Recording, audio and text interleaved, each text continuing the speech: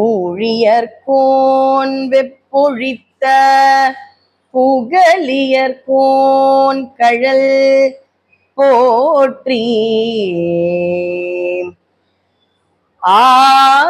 ஆழிமிசை கல்மிதப்பில் அணைந்த பிரான் அடி போற்றி. வாழி திருநாவலூர் வன் தொண்டர் பதம் போற்றி. ஊழிமலி திருவாத ஊரர் திருத்தாள் போற்றி. நம் கடம்பனை பெற்றவள் பங்கினன் நம் கடம்பனை பெற்றவள் பங்கினன் தென் கடம்பை திருக்கர கோயிலான் தன் கடன் ஆடியேனையும் தாங்குதல் தன் கடன் ஆடியேனையும் தாங்குதல் என் கடன் பணி செய்து கிடப்பது. கருணைமிகு கற்பகாம்பாள் உடனாய கபாலீஸ்வரரை வணங்கி நம்முடைய தருமமிகு சென்னையில் குடிக்கொண்டிருக்கும் கந்தசுவாமி தெய்வத்தை வணங்கி இந்த வாய்ப்பினை தொடர்ந்து நல்கி வரும் சைவ சமய பக்தஜன சபையின் தலைவர், செயலாளர், நிர்வாகிகள் என அனைவருக்கும் அடியனின் நன்றியை தெரிவித்து என்னுடைய குருநாதர் பருத்தியூர் திரு சந்தானராமன் அவர்களின் பாதம் தொழுது இங்க கூடியிருக்கும் சிவசக்தி சொந்தங்கள் உங்கள் ஒவ்வொருவருக்கும் அடியேனின் பணிவான வணக்கத்தினை தெரிவித்துக் கொண்டு இன்று சுந்தரர் அப்படின்ற ஒரு தமிழுக்கு போ. சித்திரை துவங்கினாலே சித்திரை சதயம், நாவுக்கரசர், வைகாசி மூலம் நம்முடைய சம்பந்தர். அடுத்தது பாத்தீங்கன்னா ஆனி மாசம் மாணிக்க வாசகர் வந்துருவார். ஆடினா நமக்கு ஆடி சுவாதி நம்முடைய சுந்தரர். அதாவது சம்பந்தர்னு பார்க்கும்பொழுது முருகன் கிட்ட இருக்கிற ஒரு நெருக்கம் இருக்கும் சம்பந்தர் கிட்ட. ஆனாலும் வாடா போடான்னு முருகனை சொல்லிடுவோம், சம்பந்தரை சொல்ல மாட்டோம். முருகனை ஒரு சேயோன் இல்லையா, அவனை வா போன்னு சொல்லக்கூடிய ஒரு செல்லம், ஆசை, அன்பு, வாஞ்சை நமக்கு முருகன் கிட்ட உண்டு. சம்பந்தர் ஒரு அடியார், நாவுக்கரசர் அவரை விட பெரியவர் இல்லையா. ஆடி மாதம் சுவாதி நட்சத்திரத்துல குரு பூஜை சுந்தரருக்குனாலும் ஆடி அமாவாசை அடியேன் அன்று மருந்தீஸ்வரர் திருக்கோயிலில் அப்பரின் கைலாய காட்சி, திருவையாறு கைலாய காட்சி பேசினோம். ரொம்ப ஒரு நெகிழ்ச்சியா இருந்தது அது.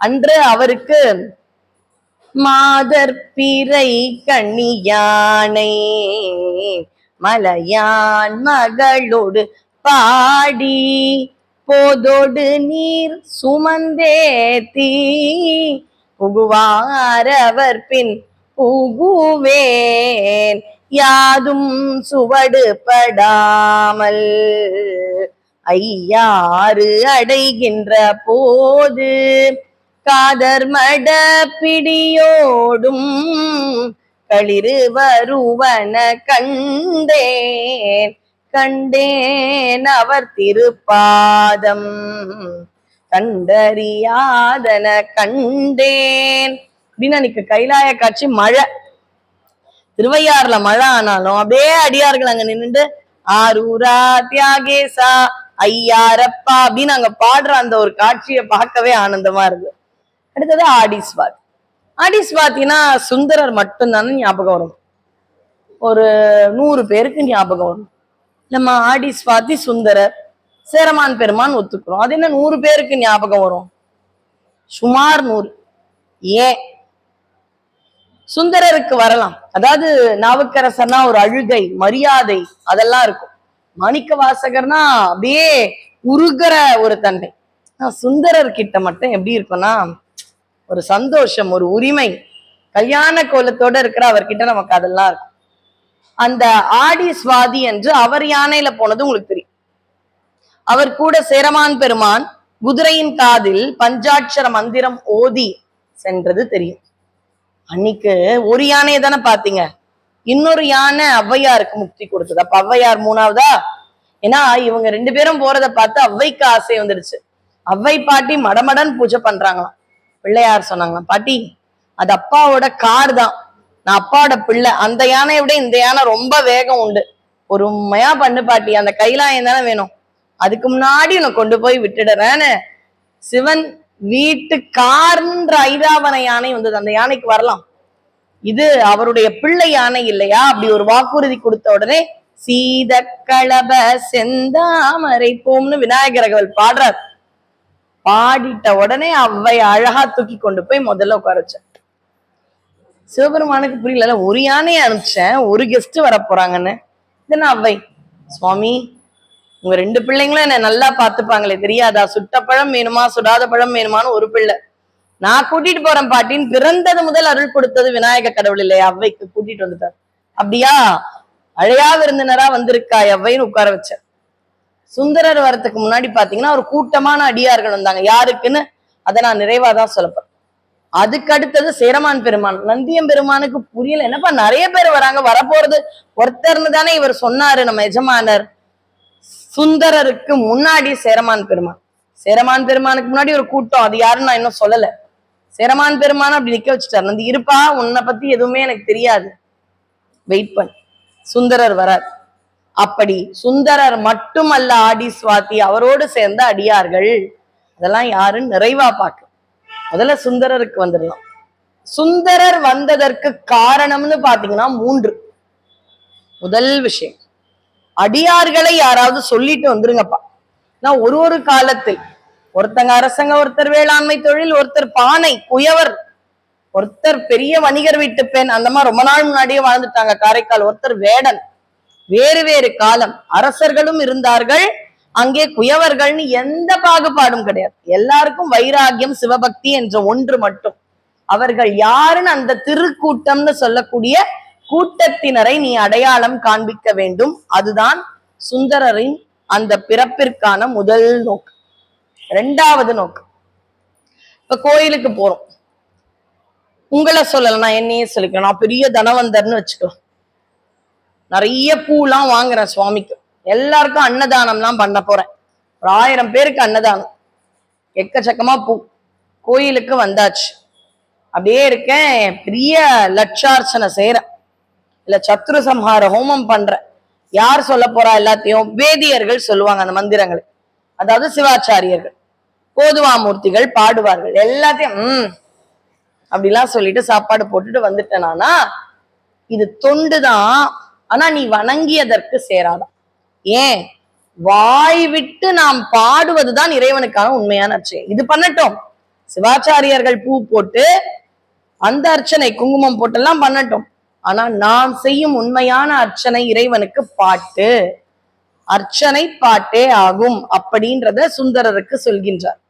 நம்ம நினைக்கலாம் எவ்வளவு ஓதுமாமூர்த்திகள் எல்லாம் இந்த அமைப்பு பாத்தீங்கன்னா, ஒரு சுதந்திர தினம் அன்னைக்கு அவங்க வீட்டுல கூட இல்ல, எல்லாரும் இங்க வந்து உட்கார்ந்து நம்ம எல்லாம் இங்க இருக்கோம். அதுக்கு காரணம் என்னன்னா, வழி வழியா பண்ற ஒரு தர்ம செயலை செய்யணும்.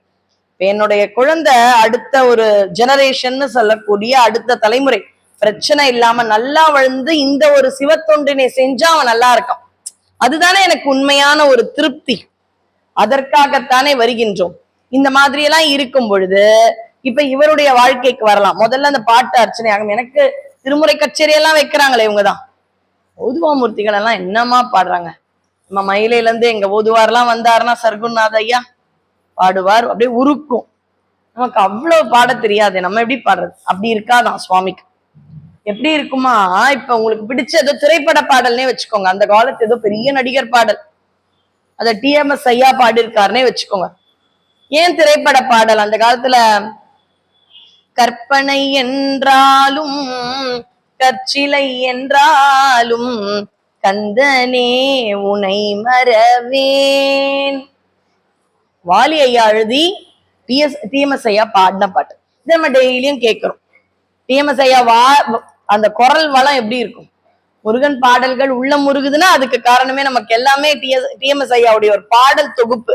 ஒரு பக்கம் சீர்காழி கோவிந்தராஜன் ஐயாவனுடைய பாடல் தொகுப்பு. இத நம்ம வீட்டு குழந்தைங்க என்ன பண்ணுது, அந்த குழந்தைங்க வந்து பாடுதுன்னு வைங்களேன், ஒரு 2 வரி பாடுறாங்க. அப்ப நமக்கு என்ன இருக்கும்? ஏர்டெல் சூப்பர் சிங்கர் மாதிரி குழந்தைய பார்த்து இந்த ஸ்ருதி கொஞ்சம் கம்மியாயிடுச்சு, கான்பிடென்ட் லெவல் தான் இல்லை அப்படின்னு நம்ம சொல்லுவோமானா மாட்டோம். என்ன சொல்லுவோம்? ஆஹா, நான் தினமும் கேட்கிற பாட்டு இது எவ்வளவு அழகா பாடுதே. அந்த குழந்தை மழலையா கூட பாடிருக்கோம். வீட்டுல இருக்கிற ஒரு 3 வயசு குழந்தை. கற்பனை என்றாலும் அது கற்பனை கூட வந்திருக்காது. ஆனா நமக்கு எப்படி இருக்கும்? ஆஹா, நான் தினமும் கேட்கிற முருகன் பாடல இந்த குழந்தை பாடுதே, இப்படிதான் இருக்குமா நம்ம பாடனா சிவபெருமான். ஆஹா, ஞானசம்பந்தர் பாடின பாட்டு இந்த குழந்தை பாடுதுவ, அப்பர் சுவாமிகள் பாடின தேவாரத்தை பாடுதுவ அப்படின்னு நம்மளை பார்த்தா சுவாமிக்கு சந்தோஷமா இருக்கும். ஒரு காலத்துல நம்ம வீட்டுல எல்லாம் என்ன ஒரு ஒலி நாடான்றதுல என்ன பாட்டெல்லாம் ஓடும்னு பாத்தீங்கன்னா, காலையில இருந்தா சஷ்டி கவசம் ஓடும், இந்த மாதிரி பாடல் தொகுப்பெல்லாம் ஓடும். ஆனா இந்த காலத்துல அதெல்லாம் வீடுகள்ல மிஸ்ஸிங். அன்னைக்கெல்லாம் நீங்க நான்லாம் எவ்வளவு நாள் ஒரு ஒரு பத்தியா மனப்பாடம் பண்ணியா சஷ்டி கவசத்தை படிச்சோம்? கிடையாது.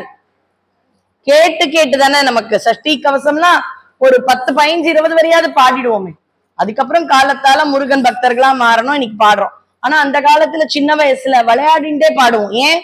அது நம்ம வீட்டுல திரும்ப திரும்ப திரும்ப ஊர்ல ஒரு மாரியம்மன் கூழ்னா அந்த இடத்துல பாடல்களா போடுவாங்க. முக்கியமா அந்த திருவிளையாடல் டைலாக்ஸ் போடுவாங்க. ஞாபகம் இருக்கும்னு நினைக்கிறேன் உங்களுக்கு. அந்த திருவிளையாடல்ல சிவ குடும்பத்து டைலாக், முருகா முருகா நில் அப்படின்னு சொல்லிட்டு நான் சாவித்திரியம். அந்த அளவு நமக்கு சிவனையும் நாயன்மார்களையும் காண்பித்த நல்ல தரமான விஷயங்களும் இருக்கு இல்லையா? இப்படி வளர்ந்ததால் நமக்கு இயற்கையாகவே சில விஷயம் வருது. அதை நாம் அடுத்த தலைமுறைக்கு வழியே இல்ல. கால எழுந்தா குழந்தைங்க பாட்டுக்கு கிளம்பிட்டோம்.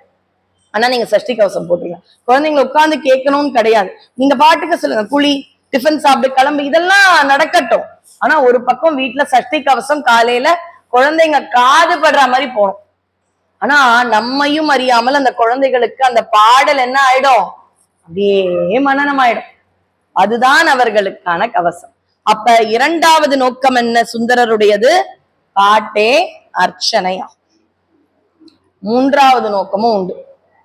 அந்த காலத்துல சிவபெருமான வணங்கினா விபூதி கிடைக்கும், முக்தி கிடைக்கும்பா. நல்ல ஜம்முன்னு வாழணும்னா சிவபெருமான எப்படிப்பா வேண்டது? திருமாலை வேண்ட. திருமாலை வேண்டினாலும் முக்தி கிடைக்கும், சிவபெருமானை வேண்டினாலும் பொன் கிடைக்கும். அந்த ஒரு உண்மையை உணர்த்துவதற்காக வந்ததுதான் சுந்தரருடைய அவதாரம். இப்ப 3 விஷயங்களை சுந்தரர் மூலமாக இறைவன் சொல்ல விழுகின்றார். முதல் விஷயம், தொண்டர்கள் யார்? இரண்டாவது விஷயம், பாட்டே அர்ச்சனையாகும். அப்படின்னா என்ன? கோயிலுக்கு போனா நம்ம குரல் எப்படி இருந்தாலும் பரவாயில்ல, பக்தியா சொல்லி பாருங்களேன். நம்ம சொல்ற பாட்டுக்கு யாராவது ஒருத்தர் ஆஹா அழகா பாடுறாங்களேன்னு நம்மையும் அறியாமல் அப்படியே முருகன் கிட்ட போகும்போது சண்முக பதையே நமோ நம, சண்மத பதையே நமோ நம அப்படின்னு பாடணும். வாய் விட்டு பாடணும், இடையூறு இல்லாமல் பாடணும் மற்ற பக்தர்களுக்கு. இது இரண்டாவது. மூன்றாவது, சிவபெருமான் பொன்னை கொடுக்கும் ஆற்றல் உடையவர். எல்லா பொண்ணும் தான். சுந்தரருக்கு 2 பொண்ணு கொடுத்தாரு. இந்த பொன் அதனாலதான் திருவாரூர் பதிகத்துல பாத்தீங்கன்னா பொன்னும் மெய்ப்பொருளும் தருவாங்க. அப்ப பொண்ணு என்ன பொய் பொருளா? இதனங்க பொய் பொருளா? ரொம்ப லட்சக்கணக்கா விக்குதுங்க 2 பவுன்னா. இல்லையா, பொய் பொருள் இல்ல. ஆனா சிவபெருமான் அவ்வளவு பார்க்கும் பொழுது தங்கம் எல்லாம் பொய் பொருள். இப்ப மெய்ப்பொருள் முக்தி தான். ஆனா உலகத்துல வாழற நமக்கு பொன்லாம் பிடிச்சிருக்கே, பணம் தேவைப்படுது, அதையும் கொடுப்பார் இறைவன். சுகபோகமாக வாழலாம் இறைவன் அப்படின்ற ஒரு உணர்வை கொடுப்பதற்காகவே சுந்தரர் இங்கு அவதாரம் செய்தார் அப்படின்றதுதான் இங்க ஒரு அழகான விஷயம். சரி, அவருக்கு இப்ப இவரை அனுப்பணும். அப்ப சுவாமியே அதற்கான சூழ்நிலையை உருவாக்குகின்றார். என்ன சூழ்நிலை? தோட்டத்துல 2 பெண்களை நீ பார்த்து விட்டாய். பார்வதியின் தோழிகள் கமலினி, அனந்தித்தையே நீ பார்த்து விட்டாய். இவர் இல்லைன்னு சொன்னாலும் இல்லப்பா, நீ ஆசை புகாயிடம் கைலாயம் என்று அவர் மேல் ஒரு பழி போட்டு ஒரு மேலான காரியத்திற்கு அனுப்புகின்றார். 18 ஆண்டுகள் வாழும் சுந்தரர் பாடிய பதிகங்கள்னு பாத்தீங்கன்னா வெறும் 1000 தான் கிடைச்சு. அவர் பாடிய பதிகங்கள்னு பாத்தீங்கன்னா 30,000க்கு மேல. நமக்கு கிடைச்சது ஒரு 1000 பதிகங்கள் தான். 1000 பாடல்கள் தான். 100 பதிகங்கள் கிடைச்சிருக்கு அப்படி சொல்லணும் இல்லையா? 100 பதிகங்கள் தான் நமக்கு சுந்தரர் கிட்ட இருந்து கிடைச்சிருக்கு. ஆனா அதுதான் வேண்டுவன வைத்தோம்னு இறைவன் நமக்காக கொடுத்தது. அதனால அவருடைய சரித்திரம் உங்களுக்கு ஓரளவு தெரியும் அப்படின்ற நம்பிக்கையில சுவாரஸ்யங்களை இன்னைக்கு முழுக்க பார்க்க அப்படின்றதான் அடியனுடைய ஆசை. நான் 4வருடைய பொற்றாள் வணங்கிதான் எப்ப இங்க சொற்பொழிவு பண்ணாலும் இல்ல எங்க சொற்பொழிவு பண்ணாலும் ஆரம்பிப்பேன். எப்படி? வாழி திருநாவலூர் வன்தொண்டர் பதம் போற்றி. நாவலூரில் பிறந்த வன் தொண்டர் அப்படின்னா திட்டுறதுனால மட்டுமா வன் தொண்டர்? ஏன்னா அவர் தான் உரிமையா பித்தான்னு திட்டார், சுவாமி பேயான்னு திட்டிருக்க. இதெல்லாம் விட மோசம், மகத்தில் புகுந்த சனின்னு திட்டிருக்க. அதாவது மகம் அப்படின்ற நட்சத்திரத்துல இருக்கிறவங்களுக்கு ராசி பாத்தீங்கன்னா சிம்மம். சிம்ம ராசியில சனி பகவான் வந்தா சிம்மம் ஆதிக்கம் உள்ளது, சனியும் ஆதிக்கம் உள்ளது வச்சு செய்வாராம். அதனால நான் மகத்துல இருக்கேன், மகராசி உள்ளவங்களுக்கு சனி வந்தா எந்த அளவு பாடுபடுத்தும், அப்படி மகத்தில் புகுந்த சனி மாதிரி எனக்கு பிரச்சனை பண்ணிட்டேன்னு உரிமையா சிவபெருமானை சொல்லக்கூடிய ஆற்றல் உண்டு என்றால் அதுதான் சுந்தரர். அப்ப வன்மை அப்படின்னா கொஞ்சம் ஹார்ட், ஆங்கிலத்துல சொல்லலாமா? அப்படி சொன்னதால வன் தொண்டரானா, அதனாலையும் வன் தொண்டர், வேறு காரணத்தினாலும் வன் தொண்டர். அப்படின்னா என்ன? ஒரு கண் தெரியாத ஒரு அன்பர் தேவக்கோட்டையில வாழ்ந்தாராம். கண்ணு தெரியாதனா அவ்வளவு சிவபக்தி, சிவபாடல்கள் தெரியும். ஒவ்வொரு நாளும் 108 தோபிற்கரணம் பிள்ளையாருக்கு போடுவாராம். அவருக்கு ஊவே சுவாமிநாத ஐயர் வைத்த பெயர் வன் தொண்டர். அவர் எங்க சுவாமியை திட்டினார்? இன்ஃபேக்ட் பாத்தீங்கன்னா உருகி உருகி தோபிற்கரணம் போட்டிருக்காரு. அவருக்கே வன் தொண்டர்னா, வன்மை என்றால் தன்னையும் வருத்தி வணங்கினால் அவர்கள் தான் வன் தொண்டர். திட்டுறதுனால வன் தொண்டர் அல்ல, தன்னையும் வருத்தி இறைவனுக்காக உடலை வருத்தி வழிபாடு செய்பவர்களை வன் தொண்டர்கள் என்று அழைக்க வேண்டும். அதுதான் வன் தொண்டருடையது. இப்ப நாவலூர்ல பிறந்தாச்சுப்பா. அவரு பிறந்தாயிற்று. சடையனார் இசைஞானியார் மகனாக பிறக்கின்றார். யார் அவர்கள்? அதாவது இறைவனை தொட்டு தீண்டி வழிபாடு செய்யும் குடும்பத்துல. இவருடைய அம்மா இசைஞானியார் இருக்காங்க இல்லையா, அவங்க அப்பா வீடு திருவாரூர். இந்த அம்மா யார், எந்த ஊர்க்காரம்மா? அவங்க அம்மா திருவாரூர் பொண்ணு நாவலூர்ல இருக்கிற ஒரு மாப்பிள்ளைக்கு கல்யாணம் பண்ணி கொடுத்துருக்காங்க. இப்ப கூட நீங்க யோசிச்சு பாருங்க, சின்ன வயசுல அம்மா ஊருக்கு போனா ஒரு தனி பிரியம் இருக்கும். அம்மா வீட்டு ஜனங்க நம்ம மீது கொஞ்சம் பாசம் இருக்கிற மாதிரி தோணும். அம்மாவோட அம்மா, அம்மாவோட சகோதரர்கள், அந்த மாமன் பாசம், அதெல்லாம் பாத்தீங்கன்னா இன்னும் ரொம்ப நெருக்கு. உண்மையா சொல்லணும்னா அப்பா வீட்டு ஜனங்கள் அளவு எப்பவுமே இருக்க மாட்டோம், எப்போதாவது தான் போவோம். ஆனா அந்த நெருக்கம் எப்போதுமே பாத்தீங்கன்னா அம்மா வீட்டு மக்களிடம் ஜாஸ்தியா இருக்கும். அப்படி தன்னுடைய தாயின் பிறந்த ஊர் திருவாரூர். அதனால இவருக்கு நாவலூரில் பிறந்தாலும் திருவாரூரின் மீது ஒரு தனி பிரியம் நம்ம சுந்தரருக்கு உண்டு. இப்ப இவருக்கு கைலாயத்துலதான் சுந்தரர்னு பேர். ஏன்? சிவபெருமான் கண்ணாடிய பாக்குறாரு, அழகா இருக்காரு, சுந்தரா வா அப்படின்னு கூப்பிட்ட உடனே வந்ததால் சுந்தரா. ஆனா இங்க என்ன? நம்பி ஆரூரன், இதுதான் இவருடைய பெயர். இது யாருடைய பெயர் அப்படின்னு பாத்தீங்கன்னா சடையனாரோட அப்பாவினுடைய பெயர். நான் ஓரளவு எதனால் அந்த மாதிரி தகவல்கள், வாழ்க்கை சரித்திரமா உங்களுக்கு தெரிஞ்சிருக்குமே. நீங்க இவ்வளவு நாள் இங்க வரீங்கன்னா அவருடைய வாழ்க்கை சரித்திரம் தெரியுமா தெரியாதானா? கண்டிப்பா தெரிஞ்சிருக்கும். நால்வர் வாழ்க்கையான்னு நமக்கு தெரியாது. அதனால அதுல இருக்கிற அழகுகளை மட்டும்தான் எனக்கு சொல்லணும் அப்படின்ற ஒரு முயற்சி. தாத்தாவின் பெயரை தான் பேரனுக்கு வைப்பாங்க. அதனாலதான் இவருடைய பெயரை வைத்துக் கொண்டிருப்பதால் அவர் பேரை பெயரன், பெயர் வைத்திருப்பார். யாருடைய பெயர்? பாட்டனாருடைய பெயரை வைப்பார். அதனால் பெயர் கொண்டு வந்ததால் பெயரன். அதுதான் காலத்தால மாறி பேரன்னு மாறும். பெயரன் பேரனாக மாறுகிறார். இப்படியாக சுந்தரர் வந்து விட்டார், வளர்கிறார். ஸ்வீகார புத்திரன் வேறு, ஆசை புத்திரன் வேறு. அப்படி அவருடைய அந்த அழகான திருமுகத்தை பார்த்த உடனே ஒரு சிற்ற அரசனுக்கு ஒரு ஆசை புத்திரனாக வளர்கிறார். ஏன்? அவர் முகம் யார் மாதிரி இருக்கும்? அழகா இருக்கும். சரி, ஏதாவது யார மாதிரியாவது இருக்காருன்னு சொல்ல முடியுமா? சொல்லலாமே. நம்ம சுந்தரேஸ்வரர் மாதிரி இருப்பார். ஏன்? அவரோட கண்ணாடி உருவம்னா அப்ப அவரை மாதிரி தானங்க இருப்பாரு. அப்ப சிவபெருமான் மாதிரி அழகா இருப்பார். நித்தம் கல்யாண குலம், நித்தம் மணாளர் நிரம்ப அழகிய சித்த திருப்பரால் அன்னே என்னும் சித்த திருப்பவர் தென்னன் பெருந்துரை அத்தனானந்தரால் அன்னே என்னும். இவர் மட்டும் நித்த மணாளர் இல்ல, அவருடைய அடியாரையும் நித்த மணாளர். ஏன்னா நீங்க வேணா எந்த ஊருக்கு வேணாலும் போங்களேன், இப்ப அதுவும் சிவவாத்தியங்கள்லாம் வச்சு சிவ அடியார்கள் அப்படியே வைபவமா கொண்டாடிடுறாங்க. சிதம்பரம் ஆகட்டும், நம்ம ஊர் ஆகட்டும், அந்த சிவவாதியம் போட்டு பண்ற அழகெல்லாம் பாத்தீங்கன்னா ஆனந்தமா இருக்கு. ஆனா அவங்க எல்லாருமே பாருங்க பெரிய அணிகலன்கள் நகைகள் அணிஞ்சே இருக்க மாட்டாங்க. எல்லார் உடல் முழுவதும் திருநீர் இருக்கும், நெத்தி முழுக்க நீர்.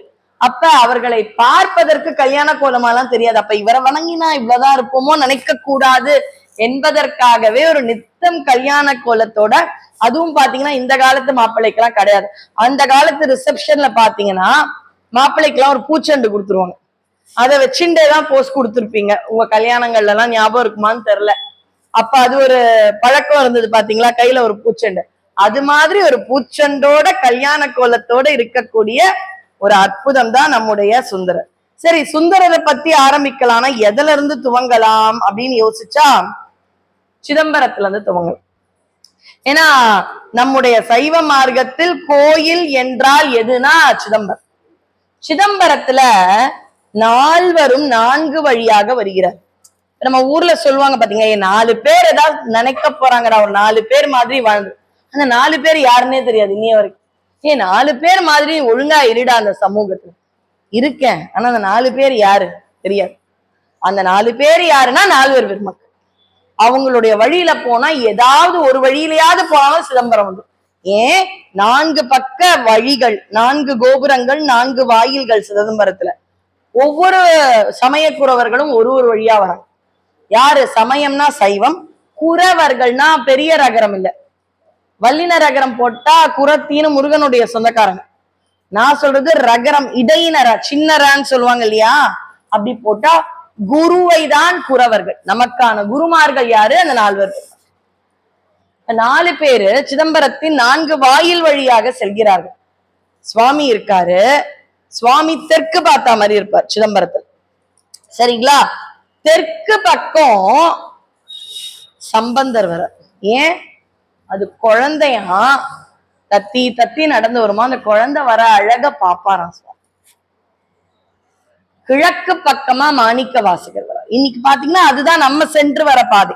இன்னைக்கு நீங்க சிதம்பரம் போனீங்கன்னா மற்ற பாதைகள் இருந்தாலும் பெரும்பாலும் பக்தர்கள் நாம் சென்று வரக்கூடிய பாதை கிழக்கு பாதை. உள்ள போகும் பொழுதே கோயிலின் முகப்பில் அப்படியே தில்லைவாழ் அந்தணர்கள் எல்லாருமே பூரண கும்பத்தோடு இருப்பது மாதிரி, அங்க மாணிக்க வாசகரை வரவேற்பது மாதிரி சுதை சிற்பங்கள் வண்ணமயமா இருக்கும்.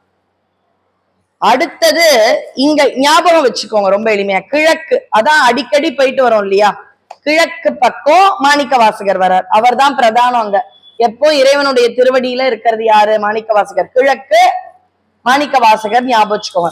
கிழக்குக்கு அப்படியே எதிர்மறையான திசை என்ன? மேற்கு. மாணிக்க வாசகர் மாதிரியே கொஞ்சம் கொஞ்சம் உடை அமைப்பில் இருக்கிற 4வரில் இன்னொருத்தர் யாரு? அப்பர் சுவாமிகள். அவர் அங்க வருவார். சரிங்களா? ஏன்னா இங்க வா அப்படின்னு வேலையாளை கூப்பிட்டா ஓடி வரா மாதிரி அப்படி வராரு, நேரா வராராம் குழந்தை. இங்க வா யார் அங்கேன்னு சுவாமி கூப்பிட்டா அவர் தான் அப்பா எஜமானனேன்றதுக்கு வராரு. இப்ப இன்னொருத்தர் யாரு பாக்கி? சுந்தர். அவர் எப்படி வராராம்? வடக்கு பக்கமா வர. இப்ப நீங்க எல்லாருமே எனக்கு பெரியவங்க இல்லையா, உங்களை நான் பாக்குறேன், அம்மாவை பாக்குறேன்னு வைங்க, கந்தசுவாமி கோயில்ல இப்ப நான் போறேன். அவங்க அப்படி திரும்பி நின்று வழிபாடு பண்றாங்கன்னா நான் என்ன பண்ணுவேன்? காத்திருந்து அவங்க வழிபாடு முடிஞ்சோன்னா அம்மா வணக்கம்னு நான் சொல்லுவேன். பின்னாடி போய் இப்படி டமால்னு அடிச்சாமா எப்படி இருக்கீங்க அப்படின்னு நான் கேட்டுருவேனா? மரியாதையா? கிடையாது. அதே இப்ப பாருங்க, நீங்க நிக்கிறீங்க, உங்க தோழி வராங்க, பள்ளி தோழி வராங்க, பின்னாடி அவங்க என்ன பண்ணுவாங்க? என்னம்மா எப்படி இருக்க அப்படின்ற உரிமை. உங்க முதுகுல நான் தொட முடியுமா? அப்படி அடிக்க முடியுமா? அது ஒரு மரியாதையா? அதே உங்களுடைய தோழர் வரான்னு, என்னப்பா கோயிலுக்கு வந்தியா? ஆமாப்பா. அப்ப அப்படி பின்னாடி வந்து அப்படி பேட் அப்படின்ற உரிமை யாருக்கு உண்டு? தோழருக்கு மட்டும்தான் உண்டு உரிமையா. அப்ப சுவாமிக்கு பின்னாடி வராராம் சுந்தரர். ஏன்னா சக மார்க்கம் இல்லையா, என்னப்பா அழகா டான்ஸ் ஆடுற அப்படின்னு வரக்கூடிய தோழமை மார்க்கத்தில், சக மார்க்கத்தில் மேற்கு வழியா வடக்கு வழியாக நம்முடைய சுந்தரர் வருகின்றார். எதனால் சுவாமி வந்து அவரை சக மார்க்கம், சுந்தரருடைய வாழ்க்கை நயங்களுக்கெல்லாம் ஒரு நாள் போதாது. அங்கங்க எதனால அவருக்கு தோழமை திறம் வந்தது அப்படின்ற விஷயத்த நம்ம இது பண்ணோம். இப்ப நான் ஒரு விஷயம் கேட்க போறேன், நீங்க தான் அடியார்கள் தான் சொல்லணும். ஃப்ரெண்டு கிட்ட பொதுவா ஃபாரின் போகும்பொழுது என்னங்க கேட்போம்? ஃப்ரெண்டு சாக்லேட் கேட்போம், அப்புறம் என்ன வாங்கிட்டு வாங்கணும். இப்பதான் அவங்கதான் டிஃபால்ட்டா ஒரு சாக்லேட்ஸோட தான் வராங்க. பொதுவா ஃபாரின் போயிட்டு என்ன வாங்கின்னு வருவாங்க ஃப்ரெண்டு? பர்ஃப்யூம். கரெக்டா? இதே பர்ஃப்யூம சுந்தரர் சுவாமி கிட்ட கேட்டுட்டார். எங்கன்னு பாருங்க. முத்து ஆரம். சரிப்பா, முத்து மாலை கூட கேட்கறது கூட சுவாமி கிட்டே கேட்கறேன்னு வச்சுக்கலாம். என் கணவனுக்கு என் குழந்தைக்கெல்லாம் பரவாயில்ல. முத்து ஆரம் இலங்கி மிளிர்மணி வைரக்கோவை அவை பூன தந்தருளி. ஏற்கனவே கல்யாண கோலத்துலதான் இருக்காரு. இன்னும் கொஞ்சம் மணி மாலை வேணுமா, முத்து மாலை வேணுமா, இதெல்லாம் கூட தெய்வத்துக்கிட்ட கேட்கலாம் அப்படின்னே வச்சுக்கலாம். தந்தருளி மெய்க்கு, மெயினா அந்த உடம்பு இனிதான் ஆறும். நல்ல ஸ்மெல். சில சென்ட் எல்லாம் பாத்தீங்கன்னா, யாருப்பா சென்ட் போட்டிருக்கேன், தலை வலிக்குதுப்பா, ஹெவி ஸ்மெல், அப்படி இருக்க கூடாது. இனிதான், அப்படி மைல்டா இருக்கணுமா, நாரும் நல்ல ஸ்மெல் அப்படி இருக்கணும். ஒரு பெர்ஃப்யூம்னா ஜாஸ்மின் ஸ்மெல், ஒரு ஃப்ரூட் ஸ்மெல். இனிதான் ஆறும் கத்தூரி கமல் சார்ந்து பணிந்தருளுது. எனக்கு அழகா அப்படி ஒரு சென்ட் கூடப்பா. அப்படி இறைவன் கிட்ட கமல் சார்ந்து கேட்கும் சுந்தரரை விட வேற யாரு நட்பாக இருக்க முடியும்? அப்படியும் இறைவனிடம் நாகப்பட்டினம் காயா ரோகணேஸ்வரர்னு ஒரு சப்த விடங்க தலம், அந்த இடத்துல உரிமையா கேட்கிறேன். சரி, இப்ப உதாரணத்துக்கு சொல்றேன். ஒரு திரைப்படத்துல இது ஒரு நகைச்சுவையா வரும். எனக்கு ஐஜிய தெரியும் அப்படியா, ஆனா அவருக்கு என்ன தெரியாது. அப்படி இல்லை. இப்ப நான் சொல்றேன்னு வைங்களேன், இறைவன் கபாலீஸ்வரர் எனக்கு கூட தான் நட்பு, நான் என்ன வேணாலும் சொல்லிக்கலாம். அவர் தந்தைன்னு சொல்லலாம், எனக்கு எஜமானர்னு சொல்லிக்கலாம், என்னுடைய நட்பு என்னுடைய பெரிய தோழர் அவர்னு சொல்லிக்கலாம். அது பெருசு இல்ல. இறைவன் என்ன சொல்ற, அதுதான் பெருசு. இப்ப என்ன ஆச்சு, எந்த இடத்துல அவரை தோழர்னு சொல்றாருன்றத பாக்க திருவாரூருக்கு வந்துட்டார். வரும் பொழுது அவருக்கு பூரண கும்பத்தோட வர வைக்கணும், நாளைக்கு வரப்போறவர் பெரிய அடியார் அப்படின்னா முன்னாடியே இரவே திருவாரூர் மக்களின் கனவில் இறைவன் சொல்லி ஏற்பாடு பண்ணி வைக்கிறோம். அதுதானே அழகு. இப்ப பொதுவா நம்ம எங்கேயாவது போறோம்னா நட்புல சொல்லுவோம், அப்பா நாங்க வரேன், எனக்கு உன்னுடைய இடம் பேரு கவலையே படாது, நீ வரும்பொழுது எல்லாத்தையும் வரவேற்றுப்பாங்க, அந்த ரூம் சர்வீஸ் எல்லாமே நான் பாத்துக்கிறேன், அப்படி சொல்லக்கூடிய அளவு நட்பு இருக்கும். அதுக்கு முன்னாடி எங்க பாக்குறார், ஒரு கல்யாணத்துலதான் சந்திக்கிறார், ஓலை கொடுத்து ஆட்கொள்கின்றார். இதெல்லாம் உங்களுக்கு தெரியும்ன்றதுனால அடியன் மறுபடியும் சொல்லல. ஓலை கொடுத்து நீங்கள் என்னுடைய அடிமைன்னு சொல்லி அவர் அழகா கேட்கிறார். அடிமை பழக்கமே கிடையாது, அந்தணர்களுக்கு அந்தனர் அடிமையே கிடையாதுப்பா. இல்லப்பா, உன்னுடைய தாத்தா எழுதி கொடுத்தார். உங்களுக்கு தெரியும் இல்லையா, அந்த வழக்காடு மன்றத்துல போய், ஏன் அவருக்கு ஒரு பேர் வேற வருதான், இவர் பழைய மன்றாடி போலும்னு திட்டிடுறார். ஏன் இவரே சொல்றாராம், பார்த்தாராம் சுந்தரர், இது எங்க தாத்தாவோட சிக்னேச்சர் இல்லைன்னு. ஊர் மக்கள் பாத்தீங்களா சுந்தரர், உடனே இவர் சொன்னார், இவர் பாயிண்டே எடுத்து தராரு, இவருடைய கேஸ்க்கு இவரே வாதிடு சில சமயம் நம்மளே அப்பியர் ஆகும்ல, அப்படி சொல்றாராம். அவரோ சின்ன பையன், அவர் தாத்தாவோட கையெழுத்து இவர் எப்படி பார்த்திருப்பாரு. அவர் சொன்னா நம்புறீங்க, அவங்க தாத்தாவுடைய சில டாக்குமெண்ட்ஸ் எடுத்து காமிங்க, கிராஸ் வெரிஃபை பண்ணலாம் அப்படின்ட்டு லா பாயிண்டா எடுத்து விடுறான். அதனால கோவம் வந்துடுச்சு யாருக்கு, சுந்தரருக்கு. இவர் ஒரு பழைய மன்றாடி போதும் அப்படின்னா அடிக்கடி கேஸ் போடுறவர் போல, எந்த பிரச்சனைனாலும் சிலர் கேஸ் போடுவாங்கல்ல, அந்த அர்த்தத்தில் சொன்னாலும் உள்ள அர்த்தம் என்ன, பழைய அம்பலம் அப்படின்ற மன்றத்தில் ஆடும் அழகன், இப்படி நிறைய விஷயம் அவர்துல வரும். திருவெண்ணை நல்லூருடைய அந்த விஷயம் உங்களுக்கு தெரியும்ன்றதுனால நான் ரொம்ப நேரம் சொல்லல. அதன் பிறகு அந்த கையெழுத்தை பார்த்து ஊர்ஜிதமாகி அப்படியே திருவெண்ணை நல்லூருக்கு வருகின்றார். பாட்டே அர்ச்சனை ஆகும் என்று உணர்த்துகின்றார். அவருடைய முதல் நோக்கம் நிறைவேறும். ஆரம்பிக்க தெரியாது, எனக்கெல்லாம் பாட தெரியாது, கல்யாண மாப்பிள்ளை என்ன கூட்டின்னு வந்துட்டீங்களே, நீ பாடு, நீ யார் தெரியுமா, நீ சுந்தரன், என்னுடைய கோலம் நீ, என்னுடைய கண்ணாடி கோலம். அங்க 2 பெண்கள் மீது ஆசைப்பட்டதாக சொல்லி 3 உயரிய நோக்கம் நிறைவேறுவதற்காக நான் உன்னை அழைத்து வந்தேன் என்ற உண்மையை சொன்ன பிறகு எப்படி ஆரம்பிப்பேன், எனக்கு பாட தெரியும், பித்தான ஆரம்பி. ஏன்னா ஆளுக்கு ஏத்தா மாதிரி 2-3 சிக்னேச்சர் வச்சிருக்காரு சிவபெருமான். நமக்கெல்லாம் ஒரே செய், அதுவும் நான் வங்கி, அந்த செக்குல நீங்க ஏதாவது கொடுத்த காசோலையில அந்த ஸ்டைல் மாறிட்டாலே நாங்க ரிஜெக்ட் பண்ணிடுவோம். சிவபெருமானுக்கு எனக்கு தெரிஞ்ச, அடியனுக்கு தெரிஞ்ச ஒரு 2-3 சிக்னேச்சர். எங்க திருமுகப்பாசுரம்னு ஒருத்தருக்கு கொடுத்து அனுப்பும் பொழுது பாண்டிய மன்னனா ஒரு சிக்னேச்சர், மாணிக்க வாசகருக்கு அத்தனை திருவாசகத்தையும் எழுதிட்டு என்ன சிக்னேச்சர் போடுறாரு, அவர் அழகிய மணாளன், அழகிய சிற்றம்பலமுடையான்னு சொல்லும் பொழுது அவருக்கான சிக்னேச்சர் அழகிய திருச்சிற்றம்பலமுடையான். இவர் பித்தான் திட்டார். இந்த இடத்துல சிக்னேச்சர் என்ன தெரியுமா? திருவெண்ணெய்நல்லூர் பித்தன். இதுதான் இந்த இடத்துல இவரோட சைன். ஊருக்கு நம்ம எப்படி பாக்குறோமோ அந்த மாதிரி சிக்னேச்சரை மாத்தி மாத்தி போடுறாரு இந்த சிவபெருமான். அதனால பித்தன் தானே சொன்னேன். என் பேரும் திருவெண்ணெய்நல்லூர் பித்தன். நான் பித்தன்னே வச்சுக்கிறேன், நீ பித்தான்னு பாரு. பித்தா பிறை சூடி பெருமானே அருளாளா பித்தா பிறை சூடி பெருமானே அருளாளாம் எத்தால் மறவாதே நினைக்கின்றேன் மனத்துன்னை வைத்தாய் பெண்ணை தென்பால் வெண்ணெய்நல்லூர் அருள் தூரையுள் அத்தா உனக்கு ஆளாயினி அல்லேனலாமே. பித்தன் தான் இறைவன். ஏன் சொல்லுங்க? அந்த காலத்து பழமொழி, நான் ஒரு வரி சொல்வேன், நீங்க தான் அடுத்தது. பெத்த மனம் பிள்ளை மனம், அவனுக்கு பிறந்த பிள்ளைகள் நமக்கு தான் கல்லுன்னு. நமக்கு இன்பம் வந்தா கொஞ்சம் அவரை மறந்துடுவோம், பிரச்சனை துன்பம் வந்தா கூப்பிட்டுட்டே இருப்போம். ஆனா நம்மை பெத்த மனம் யாரு? நம்மை பெற்றவன் ஈசன், அவன் பித்தன் தானே. அவன் மனம், பெத்தவன் மனம் பித்து என்றால் அவன் பித்தன் தான். அதனால தவறான பொருள் அல்ல. இன்னொரு விஷயமும் இருக்கு. திரு உவே சுவாமிநாத ஐயர், அவருடைய குருநாதர் என்று போற்றப்படும் மீனாட்சி சுந்தரம் பிள்ளை அவர்கள், அவர் ரொம்ப அழகா திருச்சியில திருவானைக்கா கோயிலுக்கு போறார். அங்க அம்பாளை பார்த்து எழுதும் பொழுது அம்பாள் அழகுல பார்த்து அவளுடைய கருணையில மயங்கி பாட்டு எழுதுறார். என் கணவர் ஒரு பித்தன்னு எழுதிட்டார். ஏன் தெரியுமா? அவளை பார்த்தாராம், எவ்வளவு தடவை இந்த வாழ்க்கைன்ற கடல்ல மாட்டினாலும் என்னை போக விடாம தூக்கி தூக்கி தூக்கி நான் எவ்வளவு தப்பு பண்ணாலும் தூக்கி விட்டுடும். நீச்சல் தெரியாம நீருக்குள்ள போகணும்னா 3 தடவை காப்பாத்துமா.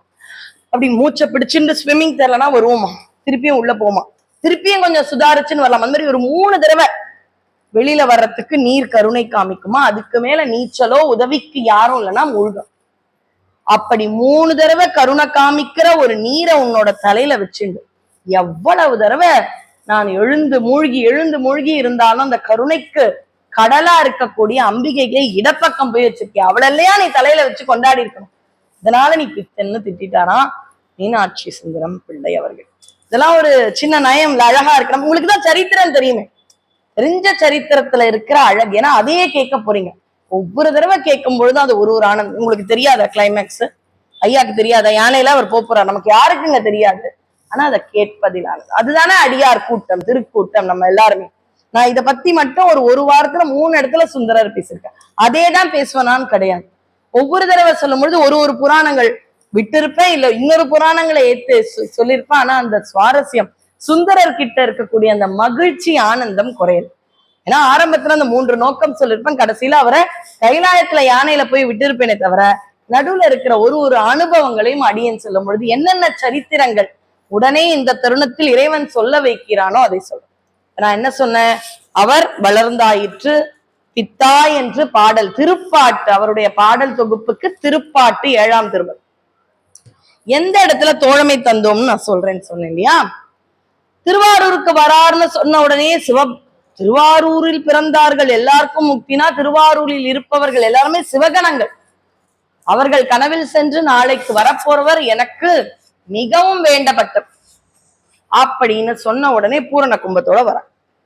அடுத்த நாள் இவர் யாரு? சிவாச்சாரியர் குடும்பம். அடுத்த நாள் கோயிலுக்கு போறார், பறவை நாச்சியார பார்த்துட்டு. இது முன்ஜென்மத்து தொடர்பு. அதுக்குதானே பிறவின்ற பேர்ல சுவாமி அனுப்பியிருக்காரு. சங்கிலி நாச்சியார திருவொற்றியூர்ல பார்த்தாராம். அதுவும் அந்த அம்மா எப்படி இருந்தாங்கன்னா, ஒரு பெரிய திரை போட்டு உள்ள பூ தொடுத்துட்டு இருக்காங்க. பூவெல்லாம் கட்டி முடிச்ச உடனே ஒரு ராணி இப்படி திரைய திறந்து இந்தாங்க அப்படின்னு சொல்லும்போது இப்படி ஸ்கிரீனை தள்ளினாங்களாம். அப்ப ஒரு ஃபிராக்ஷன் ஆஃப் செகண்ட்ல 2 பேரும் பார்த்தாங்களாம்.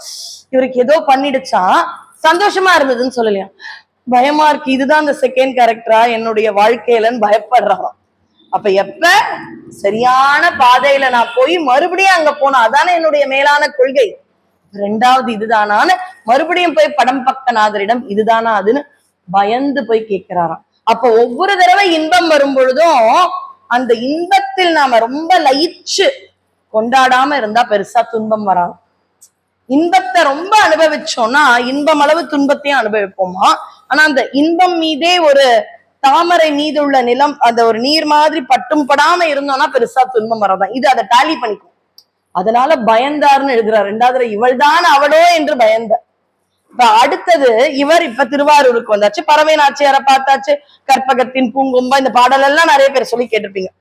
நான் விஷயத்துக்கு வந்துடுறேன். அது என்னங்க பறவையார்? நான் கூட பறவைன்ட்டு தப்பு.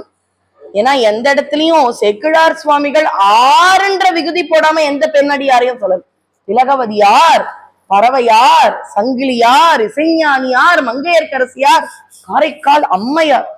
என்ன மரியாதை மிக்க ஒரு அற்புத புராணம்னா அதுதான் நம்முடைய பெரிய புராணம். எவ்வளவோ இங்க இருக்கக்கூடிய புகைப்படத்துல இருக்கக்கூடிய அடியார்கள் எல்லாருமே பாத்தீங்கன்னா அந்த பெரிய புராணத்தை எழுதியவர்கள் ரசித்தவர்கள்னு இருப்பாங்க.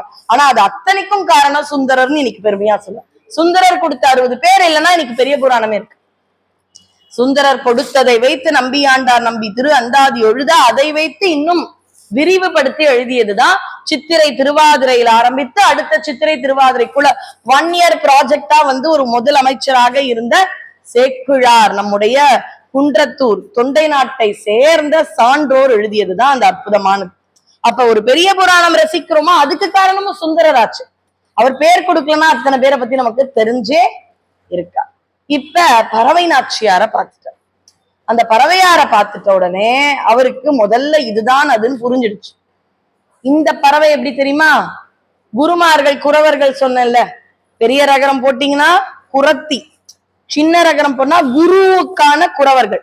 அதே மாதிரி பறவையில பெரிய ரா போட்டீங்கன்னா இந்த பறவை பேர்டு, இது சின்ன ரவை அப்படின்னா என்ன அர்த்தம்னா கடல். அவ பேர் ஒரு கடல் பறவை அப்படின்ற ஒரு அழகான பெயர். அவள் எந்த குலம் என்றால் இறைவனுக்கு தேவர்கள் அடியார்கள் என்று சொல்லக்கூடி கோயிலுக்கே நேர்ந்து விட்ட திருமணம் ஆகாது இறைவனுக்கென்றே வாழும் கணிகையர் குலம். அவளை பார்த்து எனக்கு இவள் வேண்டும் என்று கேட்க இவர் யாரு? முப்போதும் திருமேனி தீண்டுவார்னு சொல்ற சிவாச்சாரியர் குலம்.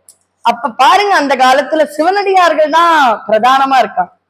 அதனாலதானே எங்க மயிலாப்பூர்ல ஒரு சிவநேச செட்டியார் எங்கேயோ பிறந்த காழியூர் பிள்ளை அந்தனர் குலம், அவருக்காக என் பெண்ணை வளர்க்கின்றேன் என்றார். அப்ப அந்த சிவ பக்தி சிவன் பால் கொண்ட அன்பு அன்னைக்கு உண்மையான அன்பு பிரதானமாக இருந்த ஒரு காலம். இப்ப இவருக்கு கேட்க பயம். இந்த அம்மாக்கு கல்யாணம் ஆகக்கூடாது, ஏன்னா அவள் கோயிலுக்கு என்று இருப்பவள். சாதாரண குடும்பம்னா கேட்கலாம், தவறா இல்லை. இன்னைக்கு நினைக்கிற கணிகையர் குலம் இல்ல அன்று. இன்னும் சொல்ல போனால் உண்மையாக இறைவனுக்கு என்று அர்ப்பணித்தவர்கள். ஆனா அவளை போய் கல்யாணம் பண்ணிக்கிறியா அப்படின்னு யார்கிட்டையும் கேட்கக்கூடாது. அவளுக்கும் இவரை பிடித்து விட்டு அப்ப சுவாமி கிட்ட போய் கேட்க, சுவாமி விடு நான் பாத்து. இப்ப இவருக்காக சுவாமி தான் பொண்ணு கேட்க போறார். சுவாமிக்கே பார்வதி கல்யாணத்துல பொண்ணு கேட்க ஆள் இல்ல. 7 ரிஷிகள் அனுப்புறாங்க, எனக்கு கேட்க ஆள் இல்ல. பார்வதி அப்பா அம்மா கிட்ட எனக்காக நீங்க 7 பேரும் போய் பொண்ணு கேட்டு வரீங்க. சுந்தரருக்கு இவர் போறார். இன்னைக்கும் பாருங்களேன், அந்த காதல் திருமணம்னா நண்பர்கள் போவார்கள்ன்றதுக்கு ஏத்த மாதிரி சுவாமி போய் அப்பதான் சொல்றார். இப்ப இவரை பத்தி ஏதாவது நல்லத விஷயமா சொன்னாதானே அந்த ஊர் பொண்ணை தருவாங்க. அதுவும் கோயிலுக்கென்று அடியாளாக இருக்கும் ஒரு பெண்ணை தர வேண்டும் என்றால் மாப்பிள்ளையை பத்தி ஏதாவது வசதியா சொல்லணும். என்ன சொல்லலாம்னு தெரியல. சுவாமிக்கு கனவுல போனாரு, சுந்தரனுக்கு தோழமை தந்தோம், நானே அவரோட ஃப்ரெண்டா இருக்கேன்ப்பா, இதை விட என்ன கல்யாணம் பண்ணி கொடுத்துறேன். ஏன்னா அவள் பறவையார், எனக்கு அடியார், என்னுடைய தோழமையை அவருக்கு கொடுத்து இதை விட நல்ல ஒரு ஜோடி நான் சேர்க்க முடியாது இல்லையான்னு அப்பொழுது அடியார்கள் கனவில் சென்று இறைவன் உரைத்தார். இப்ப நானே சொல்லிக்க கூடாதுல, உங்களுக்கு தெரியுமா நேற்று இரவு கபாலீஸ்வரர் என் கனவில் தோழமை தந்தோம்னு எனக்கும் சொல்லியிருக்காருன்னு சும்மா சொல்லலாமே. அப்படி இல்லை, உங்க கனவுல இத சொன்னா நீங்க ஒத்துப்பீங்க. அப்படி திருவாரூர் மெய்யன்பர்கள் கூட்டத்தில் தோழமை தந்தோம்னு சொன்னதால அது சகமார்க்கம். இந்த மாதிரி இருக்கக்கூடிய அழகு நயங்களை தான் சொல்லப்போம். இப்ப அடுத்த நாள் கல்யாணம் ஆயிடுச்சு, செட்டில் ஆயிட்டு கோயிலுக்கு வர புது மாப்பிள்ளையா வர. இப்ப நீங்க ஒரு தருணத்தை கற்பனை பண்ணிக்கோ. இன்னைக்கு நான் பேசுறேன், ஞாயிற்றுக்கிழமை மகாதேவன் ஐயா பேசுவார் இல்லைங்களா, அவர் பேசுற. நான் வந்தேன்னு வைங்களேன், நான் வரேன் பேச்சு கேட்க வரேன். நான் பாட்டுக்கு இங்க வணக்கம்னீங்கன்னா நீங்க சலசலப்பா என்னை பார்த்து வணக்கம். அது நாகரீகமா? நாகரீகம். எனக்கு அப்ப ரொம்ப அச்சமா இருக்கும். ஐயா பேசுறாங்க, அடியார்கள் என்னை பார்த்து சிரிச்சிடக்கூடாது, நான் போய் உட்கார்ந்து எல்லாரும் என்ன சிரிக்கிற ஒரு நிமிஷம் அவங்களுடைய அந்த சிவ சிந்தனைக்கு இடையூறு ஆயிடுமே அப்படின்னு இன்னைக்கு நிமிர்ந்து வரனா, அன்னைக்கு எப்படி வரும்னா அப்படியே கொஞ்சம் தன்னடக்கமா குனிஞ்சு உங்களை பார்க்காத மாதிரி வருவேன். உங்களை பார்க்க கூடாதுன்றது என்னோட இன்டென்ஷன் கிடையாது. நீங்க என்னை பார்த்து சிரிச்சு ஐயாவினுடைய அந்த சிவத்தொடர்பு கொஞ்ச நேரம் இடையூறாக இருந்து விடக்கூடாது. அப்படியே பார்க்காம வந்துட்டு இப்படி பண்ணி நான் பாட்டுக்கு இப்படியே பார்த்துட்டு இருப்பேன். முடிஞ்ச உடனே பேசுவேன். இது என்னை மாதிரி இருக்கக்கூடிய ஒரு சிற்றறிவு படைத்தவருக்கே இருக்கும்னா சுந்தரருக்கு அது இருக்காதா? சுந்தரர் வேற தோழமை தந்தோம்னு எல்லாராலும் அறியப்பட்டவர். அவர் போகும்பொழுது அங்க தேவாசிரியர் மண்டபத்தில் விரண்மிண்ட நாயனார் அடியார்களோடு ஏதோ சிவச்சிந்தனையை பற்றி பேசுகிறார். அப்ப இவர் போயிட்டு வணக்கம் அப்படின்னு சொன்னா என்ன ஆகும்? எல்லாருடைய அந்த சிந்தனை ஈடுபாடு தடைப்பட்டு எல்லாரும் இவருக்கு வணக்கம் சொல்லுவாங்க. அங்க இருக்கிற அடியார் ஐயோ இறைவனே தோழமை தந்தவர் அப்படின்ற விஷயம் அங்க இடையூறாகிவிடும் என்பதால் அப்படியே பார்க்காத மாதிரி உள்ளப்போ. இதுதான் அவருடைய எண்ணம். அவர் முருகனை மதியாமல் பிரம்மா போன மாதிரி போகல சுந்தர். அது வேறுபாடு. விரல்மிண்டருக்கும் தப்பா தெரியல, ஆனா கூட 2-3 பேர் எப்பவுமே பிரச்சனைக்கு இருப்பாங்க. அவர் சொல்றாங்க, உங்களை பார்க்காம போற நீங்க பெரிய ஆள். இன்னொருத்தர் அடவிடுப்பா, இறைவனே தோழமை கொடுத்திருக்காரு, அவர் எப்படி இவரை பார்ப்பார்? என்னது? விரல்மிண்டருக்கு கோவம். அவர் ஒரு கேரள மலையாளக்கார பக்தர். அவருக்கு டக்குன்னு கோவம். என்னது? அடியார்களை வணங்காம போவாரா? என்ன விடு, அடியார்களை வணங்காம எப்படி போகலாம்? அவனை சைவத்தை விட்டு தள்ளி வைக்கிறேன். இன்னொருத்தர் அப்படிலாம் சொல்லாதீங்க, சிவபெருமானே தோழமை கொடுத்தார், அப்ப அந்த சிவபெருமானையும் நான் பிறகு அவரையும் தள்ளி வச்சிடும் அப்படின்னு சொன்ன உடனே உள்ள போனா அப்படியே உருகி போறார். இவருக்கு ரொம்ப பெருமை, எந்த சிவ இடையூறும் செய்யாமல் வந்து விட்டோம்னு போனா சிவன் உன்னை ஏன்பா இந்த சமயத்துல என்ன சுவாமின இங்க ஒரு வணக்கம் வச்சுட்டு வர மாட்டியா? என்னையும் தள்ளி வைக்க போறாங்க. இப்படி ஒரு தெய்வம் நினைக்குமா என்றால் தொண்டர்களுக்காக, தொண்டர்களின் அந்த பக்திக்காக, அன்புக்காக உருகியதுதான் நம்முடைய சமயம் அப்படின்றத பெருமையாக நாம் சொல்லிக் கொள்ளலாம். வணக்கம் வச்சுட்டு வந்துருப்பேன். இல்ல சுவாமி, அங்க ஒரு அழகான ஒரு சிவ சிந்தனையில் இடையூறு என்னையும் தள்ளி வைக்க போறாங்க. நீ ஏதாவது அடியார்கள் மேல பாட, எனக்கு கொஞ்சம் பயமா இருக்கு. அப்புறம் என்னையும் தள்ளி வச்சுட்டாங்கன்னா அடியார்கள் இல்லாமலாம் என்னால இருக்கவே முடியாது. எனக்கு பாட வரலையே, சரி நானே எடுத்து தரேன். இது இல்ல எனக்கு டென்ஷனா இருந்தா பாட வராது. அன்னைக்கும் அப்படிதான் திருவெண்ணெய்நல்லூர்ல டென்ஷனா இருந்தா நீங்க எடுத்து கொடுத்தீங்க. அதுக்கப்புறம் ஆனந்தமா இருந்தா பாட்டே அர்ச்சனை ஆகும் பாடலையா? இப்ப படப்படன்னு திட்டுறீங்க, எனக்கு பாட வரல, இது நானே எடுத்து தரேன். தில்லை வாழந்தனர்த்தம் அடியார்க்கும் அடியேன். மத்த நாயன்மார்களுக்கு அடியேன், ஆனா தில்லைவாழ் அந்தனர்த்தம் அடியார்க்கும் அடியேன். அவங்களோட அடிமை ஒருத்தர் இருப்பார், அவருக்கும் அடிமை ஆகின்றேன். இதுல பாருங்களேன், இறைவனுடைய கருணை. தன்னை பற்றி பாடுன்னு சொல்லும் பொழுது ஒரு வார்த்தை தான், அதுலயும் பித்தான் தான் சொல்லிக்கிறார். ஆனா அடியார்களை பற்றி பாடுன்னு சொல்லும் பொழுது ஒரு வரியை கொடுக்கிறார். நல்லா பாடு, நல்லா பாடு. அடுத்தது திருநீல, உடனே அந்தணர்கள் தீட்சிதர்கள் அப்படின்ற அந்த ஒரு வர்ணத்தின் வேறுபாடு வரக்கூடாதுன்றதுனால அடுத்த வரியிலே குயவர்ன்றவரை சொல்றார். தில்லை வாழந்தனர்த்தம் அடியார்க்கும் அடியேன்.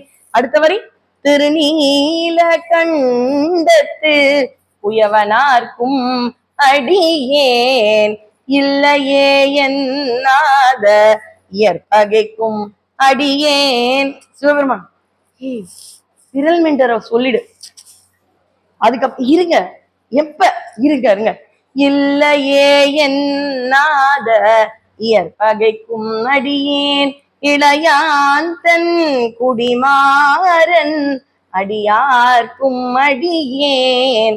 வெல்லுமாமிக வல்ல மெய்ப்பொருளுக்கு அடியேன். விரிபொழில் சூழ்குன்றையார் விரல்மிண்டற்கு அடியேன். வா, இதுக்கப்புறம் எல்லாரையும் சேர்த்துக்கோ. நான் தான் உடனே பாடுன்னல்ல, ஒரு வரி எடுத்து நீங்க சொல்றீங்க தப்பு பண்ணிட்டேன், ஆனா கொஞ்சம் சமயோஜித புத்தி உங்களோட இருந்து வருது. நான் உடனே அவரை பாடிட்டேன்னா அவர் அப்படியே நம்ம சாந்தப்படுத்த பாடுறோம்னு கண்டுபிடிச்சிட மாட்டாரா? அப்படியே அடியார்கள் கூட்டத்தோட கூட்டமா வச்சாதான் அவருக்கும் அது பெருமையா இருக்கும். நம்ம நடிக்கிறோம் தெரியக்கூடாது நம்ம 2 பேரும் அப்படின்னு ஒரு பாடல் பாடி திருத்தொண்டர் தொகைன்னு அவர் 2வது நோக்கம், அடியார் பெருமக்களை நம்முன் நிறுத்திய நோக்கம் நிறைவேறு. அடுத்து முதல் நோக்கம் பாட்டே அர்ச்சனை ஆகும். முதல்லயே பாடிட்டார், ரெண்டாவது அடியார்கள் காண்பிச்சது. மூன்றாவது நோக்கம். இந்த நோக்கம் இப்ப நம்ம வீட்டுல நடக்குதுன்னு வைங்களேன். இப்ப நம்ம வீட்டுல அரிசி குறையும் பொழுது என்ன சொல்லுவோம்? வீட்டுல பெரியவங்க சொல்லுவாங்க, அரிசி இல்லைன்னு சொல்லாதன்னு, அரிசி வாங்க. இதுதான் நம்முடைய அந்த ஒரு இப்ப நீங்க எல்லாம் நம்ம நானே வச்சுக்கலாம், ஒரு 2 நாளைக்கு வரா மாதிரி இருக்கும்பொழுது கணவர் கிட்ட சொல்லுவோம், அப்பா வரும்பொழுது கொஞ்சம் அரிசி வாங்கி வந்துறீங்களா, 2 நாளைக்கு தான் இருக்கும். இல்லம்மா மாசம் முடிய 1 வாரம் இருக்கேன். இல்ல விழாக்களா வந்தது இல்லையா, சொந்த பந்தங்கள்லாம் வந்தாங்க. அதே மாதிரி உங்க மனைவி ஏதாவது சொல்லுவாங்க, அப்பா நாளைக்கு கொஞ்சம் அரிசி வாங்கி வரீங்க. அப்படி கேட்டா என்ன பதிலுங்க சொல்லுவாங்க கணவர்? நீயே வாங்கிக்கிறியா, வேலை இருக்கு. இந்த பணம் சில பேர் வீட்டு கம்மியா இருக்கு, 1 கிலோ வாங்கிக்கோ, வாங்கிக்கோ. இல்ல போன் பண்ணிடுறான், ப்ரொவிஷன் கடையில இருந்து இந்தாப்பா காசு, நீ வாங்கிக்கோ. இல்ல நாளைக்கு வரும்பொழுது வாங்கிட்டு. இந்த மாதிரி ஏதாவது ஒரு பதில் தானே இருக்கும். நீங்க யாருமே எதிர்பார்க்காத, எந்த கணவன்மாரும் சொல்லாத ஒரு பதிலை சுந்தரர். அப்படி என்ன பதில்? என்ன பதில் தெரியுமா? அம்மையார் கேக்குறாங்கப்பா. யாரு? பறவையார் கேக்குறாங்க, அம்மா வீட்டுல கொஞ்சம் நெல் மணி எல்லாம் வாங்கணும். அப்படியா, ஏதா ஏற்பாடு பண்ணுங்க. வாங்கி தரேன்னு சொல்லணும், தரலன்னு சொல்லணும், பணம் வேணும்னு சொல்லணும், சுவாமி கிட்ட கேட்கணும், எதுவுமே. இவ்வளவு நாள் யார் தந்தா நமக்கு? இந்த பதில் எந்த இடத்துலயும் எந்த கணவன்மாரும் கேட்டதே கிடையாது. அந்த பதில தான் சுந்தரன். இவ்வளவு நாள் நமக்கு எப்படி இருந்தது? அதுவே தெரியாதா உங்களுக்கு? இல்ல தெரியாது, நீ கேட்டதே இல்ல. எனக்கு சிவத்தொண்டு. இவ்வளவு நாள் குண்டையூர் கிழார்னு, குண்டையூரை சேர்ந்த ஒரு நில உரிமைக்காரர், அவருக்கு தான் கிழார்னு பேரு. சே கிழார். சேனா காளை. காளைகள்னா எங்க இருக்கும்? அந்த எருது காளை எல்லாம் வந்து அந்த விவசாய நிலங்கள்ல இருக்கும். அது மாதிரி இருக்கக்கூட அந்த நிலத்தினுடைய உரிமைக்காரரை சேக்கிழார்னு சொல்லுவாங்க. அது அந்த கூட்டத்தினுடைய பேர். அதுவே சுவாமிகளுக்கு வந்துடுது, அது அந்த உரிமையாளர்கள். இங்க குண்டையூர் கிழார்னு ஒருத்தர் தாங்க. இதுவே தெரியாத அவங்களுக்கு? ஒரு சிவ அன்பர். சரி, அவர் நம்ம வீட்டுல தினமும் நமக்கு அரிசியை கொடுத்துருவார். சரி, இப்ப ஏன் அவர் தரல? அதை ஏன் கேக்குறீங்க? அவர் வீட்டுல அந்த ஊர்ல கொஞ்சம் பஞ்சம் வந்துருச்சு, இல்லைன்னா கொடுத்துருவார். அப்படியா, சரி நான் என்ன பண்றேன், அந்த ஊருக்கே போய் பாக்குறேன். போய் என்ன ஆச்சுன்னு அவர்கிட்ட கேட்கிறேன். ஏதோ ஒண்ணுங்க கம்மியா இருக்கு, அரிசி கொஞ்சம் எடுத்துன்னு வாங்க. பறவையாரம்மா என்ன மாதிரி என் வீட்டுக்கு கேட்கு. திருவாரூருக்கு யார் வந்தாலும் அவங்க எல்லாருமே விருந்தினர்கள் ஆயிடுவான். வரும் அடியார்களுக்கு உணவு படைக்க வேண்டும். அப்படி அடியார்களை விருந்தோம்பல் செய்வதற்காக அரிசியோட சிக்கிறோம். இவர் நேரா குண்டையூர் வந்துட்டோடனே சுந்தரரை பார்த்து, ஐயா அரிசி அனுப்பி வைக்க முடியல, இவ்வளவு நாள் நீங்க தான் அரிசி கொடுத்தீங்கன்றார். சந்தோஷம்.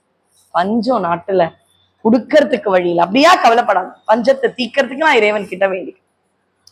சரி, அப்ப திருக்கோளிலி இது சப்த விடங்க தலங்களுள் ஒரு தலம். என்ன ஆச்சு, நாங்க எங்க குடும்பத்தோட போறோம் கார்ல. 7 விடங்க தலங்கள். திருக்கோளிலி முதல் தலம்னா எல்லாருக்கும் தெரியும், திருவாரூர்ல ஒரு வீதி விடங்கர். திருவாரூர் தெரியாம இருக்குமா? தெரிஞ்சிடும். திருநள்ளாறுல 1, திருக்காராயில் 1, நாகை காரோணம் 1, 4, திருவாய்மூர்னு ஒரு தலம், வேதாரண்யம் ஒரு தலம், 6 கண்டுபிடிச்சிட்டோம். அதை எல்லாமே பாத்தீங்கன்னா அந்த நாகை மாவட்டத்தை சுத்தி சுத்தியே வரும். ஒரே நாள்ல தான் பார்த்தோம். வேதாரண்யம் தவிர மத்த எல்லாத்தையும் அன்னைக்கே பார்த்தோம். அப்ப திருக்கோளிலி எங்கன்னு கேட்கும். டிரைவருக்கு நாங்க ரொம்ப நாளா இங்கதான் இருக்கோம், ரொம்ப தன்மையா இருந்தாரு. போற வழியில திரு கண்ணபுரம் காமிக்கிறார், சிக்கல் காமிக்கிறார், கீழ்வேலூர் காமிக்கிறாரு. கீழ்வேலூர்லாம் இப்பதான் எனக்கு தெரியும், ஒரு 7-8 வருடங்களுக்கு முன்னாடி அடியனுக்கு அந்த அளவு சிவாலய தலங்களை பத்தின இந்த அளவு விழிப்புணர்வு கிடையாது. கீழ்வேலூர்லாம் அப்படியே பிரம்மாண்டமா இருக்கு. வந்த உடனே சரித்திரம் படிக்கிறேன். சிக்கல், 8 குடி, என்கண் இத்தனையும் காமிக்கிறார். திருக்கோயில், ஆமா இந்த கோயில் மட்டும் தெரியலமான ஆனா இந்த மாதிரி ஒண்ணு இருக்கு, நான் சப்த விடங்க தலங்கள் நான் 6 காமிச்சிட்டீங்கன்னா 1 காமிங்கன்னு கார் டிரைவர் கிட்ட கேட்கும். தெரியாதுமா. அப்ப என்ன பண்றோம், கரெக்டா 8 குடி கோயிலுக்கு. சரி, இந்த சிவாச்சாரியர் கிட்ட கேட்கலாம், இவருக்கோ தெரியலன்ற. அப்ப அங்க இருக்கக்கூடிய சிவாச்சாரியர் கிட்ட சப்த விடங்க தலங்கள் பார்க்கிறோம். சரிம்மா, அதுல திருக்கோளிலி மட்டும் எங்களால கண்டுபிடிக்கும். அவர் சொன்னாரு, புரிஞ்சவங்க புரிஞ்சுக்கோங்க, திருக்குவளைன்னு கேளுங்க, போய் விட்டுடுவாங்க. அப்படிங்களா? சரிங்க. வெளில வந்தோம். திருக்குவளை தெரியும்? திருக்குவளை தெரியும், ஆனா அது பேர் தான் திருக்கோளிலி. சரி, திருக்குவளைன்றது அங்க எல்லாருக்கும் தெரிஞ்ச ஊரா இருக்கு. உடனே கொண்டு போய் விட்டாங்க. உள்ள போனா இன்னைக்கும் கணவர் எவ்வளவு பெரிய செல்வந்தரா இருந்தாலும் வீட்டுக்கு வந்து பணத்தை அந்த மனைவி கையில கொடுக்கறதுக்கான அழகு ஒரு விஷயம். ஏன்னா அவள் தான் இல்லத்தின் மகாலட்சுமி. அது மாதிரி ஊருக்கே நெல் கொடுத்த இறைவனுடைய கோயிலில் அம்பிகை சன்னதியில் தான் நெல் மலை இருக்கு. ஒவ்வொரு விவசாயிகளும் அவர்களுடைய நிலத்தில் விளைந்த நெற்கதிர்களை கொண்டு வந்து அங்க கொஞ்சம் கொட்டிட்டு போவாங்களாம். எல்லாத்தையும் இருப்போடு இருப்பவள் யார் என்றால் அங்கு இருக்கக்கூடிய அம்பிகை. இப்ப இவங்க வீட்டுல என்ன வேணும்? நெற்கதிர்கள், அரிசி வேணும். பறவையாரம்மா கேட்டிருக்காங்க திருவாரூர் பக்தர்களுக்கு, குண்டையூர் கிழாரால கொடுக்க முடியும். இப்ப சுந்தரர் பாடுறார். நீள நினைந்தடி ஏன், அவ்வளவு நேரம் நீளம் சொன்னேன். நீளன்ற அப்படின்னா என்ன அர்த்தம்? இன்னைக்கு சுவாமியை கும்பிட்டு 48 நாள் விளக்கு போட்டுட்டேன், எனக்கு 49வது நாள் நடக்கலையேன்னு கேட்கிற சில கூட்டத்துக்கும் பண்ணுவாரு. ஆனா உண்மையான அடியார்கள் யாருன்னா, நீளனா உங்க அப்பா இங்க வணங்கியிருப்பாரு, உங்க அப்பா இங்க வணங்கியிருப்பாரு, உங்க தாத்தா இங்க வணங்கியிருப்பார், உங்க தாத்தாவினுடைய தாத்தா, வழி வழியா நம்ம எல்லாம் வணங்கின்னு வருவோம் இல்லையா? விடாமல் கொடுத்தாலும் இறைவன், கொஞ்சம் கம்மியா கொடுத்தாலும் இறைவன், சோதனை என்றாலும் இறைவன். ஆனா எந்த தருணத்திலையும் அவனை விடாமல் பணி செய்து வருகின்றோம் அல்லவா? அதுதான் நீள நினைந்தது. சுந்தரன் நான் அப்படித்தானே நினைச்சேன், போன பிறவி எங்க கைலாயம், அங்கேயே நான் உன்னதானே நினைச்சேன். அப்படி பாடுகின்றார். நீள நினைந்த அடியேன் ஊமை நித்தலும் கை தொழுவேன், வாழன கண்மடவாள் அவள் வாடி வருந்தாமே, கோழிலி எம்பெருமான் குண்டையூர் சில நெல்லு பெற்றேன், ஆளிலை எம்பெருமான் அவை அட்டித்தர பணியே. வரி வரியா சொல்லணும், ஆனா அம்மா அந்த பாட்டோட ஃபீல், அவங்களுக்கு அந்த பாடல் வேணும்னு தோணுது, அதனால பாடிட்டேன். இப்ப இந்த மீனிங் சொல்றேன். உங்களுக்கு தெரியாத பொருள் அல்ல, ஆனா இதை உணர்ந்து வேற மாதிரி அனுபவிக்க போறோம். முதல்ல என்ன? நீள நினைந்தடிய, நிறைய நாள் நான் உனக்கு கும்புறேன், உன்னை நித்தலும் கை தொழுவேன். நிறைவா கை தொழுவேன்னா அப்படியே சரணாகதியாங்க. இப்ப யாராவது இல்லத்துக்கு யாராவது வந்தா இப்படி கும்பிடணும், வாங்க சார். ஏன்னா இப்ப இவர் வீட்டுக்கு வரானா, ஐயோ இவர் எதுக்கு வரார்? இன்னைக்கு விருந்தினர்களுடைய நிலைமையே அப்படிதானே. நம்ம என்ன சொல்லிடுறோம்? பத்திரிக்கை வைக்க நாளைக்கு எதுக்குங்க, போன்ல சொல்லிடுங்க, வாட்ஸ்அப்ல சொல்லிடுங்க, நாங்க வந்துடுறோம். அன்னைக்கு அப்படி இல்ல, மனசார வர வைக்கணுமா, வாங்க எங்க வீட்டுக்கு வந்தா சாப்பிடுங்க, அப்ப மனசார வர வைக்கணும். அடுத்தது அம்மா அப்பாக்கு இப்படி பண்ணணுமா. இந்த அடையாளம் கொடுத்தது தாய் தந்தை. நம்முடைய குருவுக்கு நெத்தி கிட்ட அறிவு சார்ந்த விஷயத்தை கொடுத்தது குரு. தெய்வத்துக்கு கையை தூக்கி சரணாகதி. அப்படி நித்தலும் கை தொழுவேன்னா எப்படி? அழகா 2 கையை தூக்கி அவர் சரணாகதி லட்சணத்தை செய்கின்றேன். எங்க வீட்டுல அரிசி இல்லாம நீ பண்ணுவியா? கோள் இல்லைன்னா கோள்களுடைய ஆதிக்கங்களோ பிரச்சனைகளோ இல்லாத ஊர், அதனாலதான் கோள் இலி அந்த ஊரு பேரே. அடுத்த வரி பாடுறார். எனக்கு கூட நீ தரலன்னா நீ என்னோட விளையாடிடுவ, ஏன்னா நீ சகமார்க்கம். நம்ம 2 பேரும் யாரு? நான் சென்ட் கேட்பேன், காசு கேட்பேன், நீ டிலே பண்ணி தருவா, அதெல்லாம் நமக்குள்ள. பட் வாழன கண்மடவாள் அவள் வாடி வருந்தாமே. பறவையா ரொம்ப வருத்தப்படுறாப்பா, வீட்டுல அரிசி இல்ல, இந்த சமயத்துல அரிசி வந்திருக்கணும். இது அடியனுடைய கருத்து. எப்படிமா நீ கூட இருந்து பாத்தியா அப்படின்னு கேட்காதீங்கன்னா, அடுத்த வரியில அவர் சொல்ற ஒரு சில விஷயங்கள், 2ஆம் வரி அவர் பாடிய உடனே அங்கே அரிசியும் நெற்களும் அப்படியே குவியலாக வந்ததற்கு சான்று. காரணம், சுவாமிக்கு சுந்தரர் கிட்ட கூட கொஞ்சம் தோழமைன்ற உரிமையில கொஞ்சம் விளையாடி பார்க்கலான்னு இருக்குமா. ஆனா பறவையாருன்ற பக்தை கிட்ட அந்த உணர்வே இருக்காது. பறவையார் கஷ்டப்படுறான்னு சொன்ன உடனே சுவாமிக்கு மனசு கிட்ட, அச்சோ அந்த பொண்ணு கஷ்டப்பட்டுருவாளே. திடீர்னு அடியார் பெருமக்கள் ஒரு 50 பேர் வீட்டுக்குள்ள போய் எனக்கு உணவு வேணும்னு பொழுது அவளுக்கு உணவு இல்லைன்னா அவ துடிச்சிருவாளே. அப்படியே மலை மாதிரி நெல். எப்படி? அடுத்த வரி பாருங்க. கோழிலி எம்பெருமான் குண்டையூர் சில நெல்லு பெற்றேன், பாஸ்டன்ஸ்ல சொல்லிட்டார், கடந்த காலமா அப்ப வாங்கிட்டார் நெல்ல. அடுத்த வரியில வந்துடுச்சு. ஆனா சில நெல்லு பெற்றேன்னு சொல்றாரு. சில நெல்லாம் இப்ப என்கிட்ட சார் வீட்டுக்கு அரிசி வாங்கணும் சார் போது இவர் வந்து, இல்லம்மா என்கிட்ட ஒரு மூட்டை இருக்குன்னு கொடுத்தா கூட பரவாயில்ல, இல்லம்மா நானே தரேன்னு ஒரு சின்ன பொட்டலத்துல எவ்வளவு போட்டு கொடுத்தேன்னா, சில நெல்லு தெரியுங்க நானே போகும்போது வாங்கிக்கிறேன் சார் அப்படின்னு நம்ம சொல்லுவோம். அப்படி இல்ல, மலை மாதிரி இருக்கு சில நெல்லு பெற்றேன். இதை நான் 3 வகையா அடியேன்னு சொல்லுவேன். ஒன்று இறைவனாக, இன்னொன்று அடியாராக, இன்னொன்று நண்பனாக, 3 நோக்கிலும் சொல்கின்றேன். முதல்ல சில நெல்லு பெற்றேன். ஏன் தெரியுமா?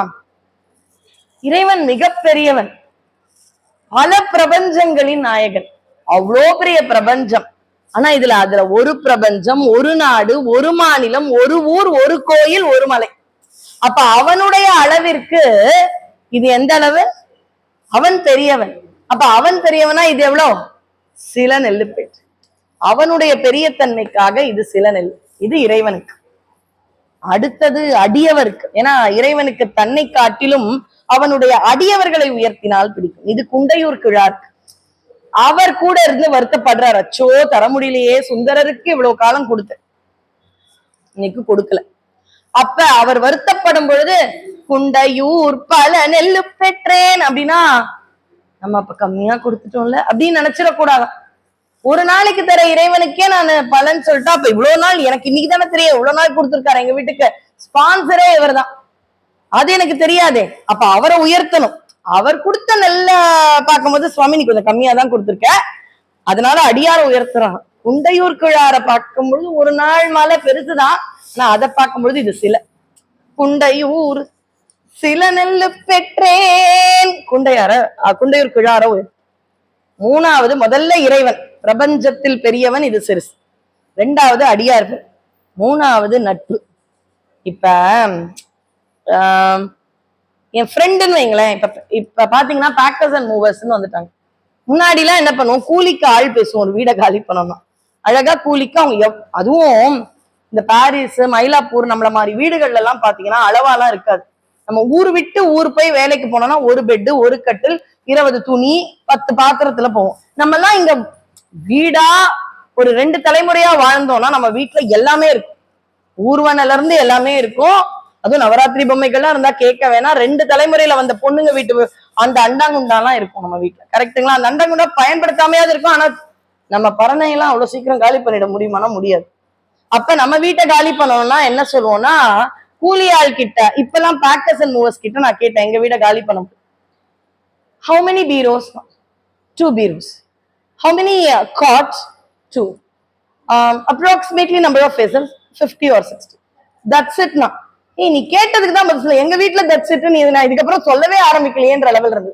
அப்ப நான் சொல்லணுமா, அதுக்கு ஏத்த மாதிரி தொகை மாறுமா? அப்ப எங்க வீட்டுக்குலாம் நான் கொடுத்த அட்வான்ஸ் 1 லட்சத்துக்கே வந்துருமே நம்ம வீட்டுல இருக்கிறது.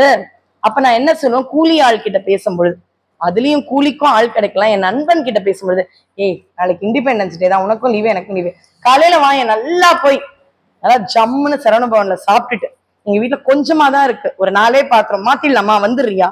அப்ப சொல்லும் பொழுது நிறைய இருக்குன்னா வரமாட்டான், அவனே டிஃபனுக்கு ஆசைப்பட்டு வரான். அப்ப நான் என்ன சொல்லுவேன், நிறைய இருக்குடா, திணற வேலையாகும், ஒரு நாள் வரையானா ஐயோ எனக்கு வேலை இருக்குடான்னு வச்சிருவேன். நான் என்ன சொன்னேன், ஜாலியா டிஃபன் சாப்பிடலாம்டா, அப்படியே ஒரு 10 மணிக்கு வா, 4 பாத்திரம் 1/2 மணி நேரம் போட்டுடலாம். ஆனா உள்ள வந்துட்டோம்னா விடவே மாட்டோம், நம்ம முழுக்க முழுக்க வச்சு செய்வோம் இல்லையா?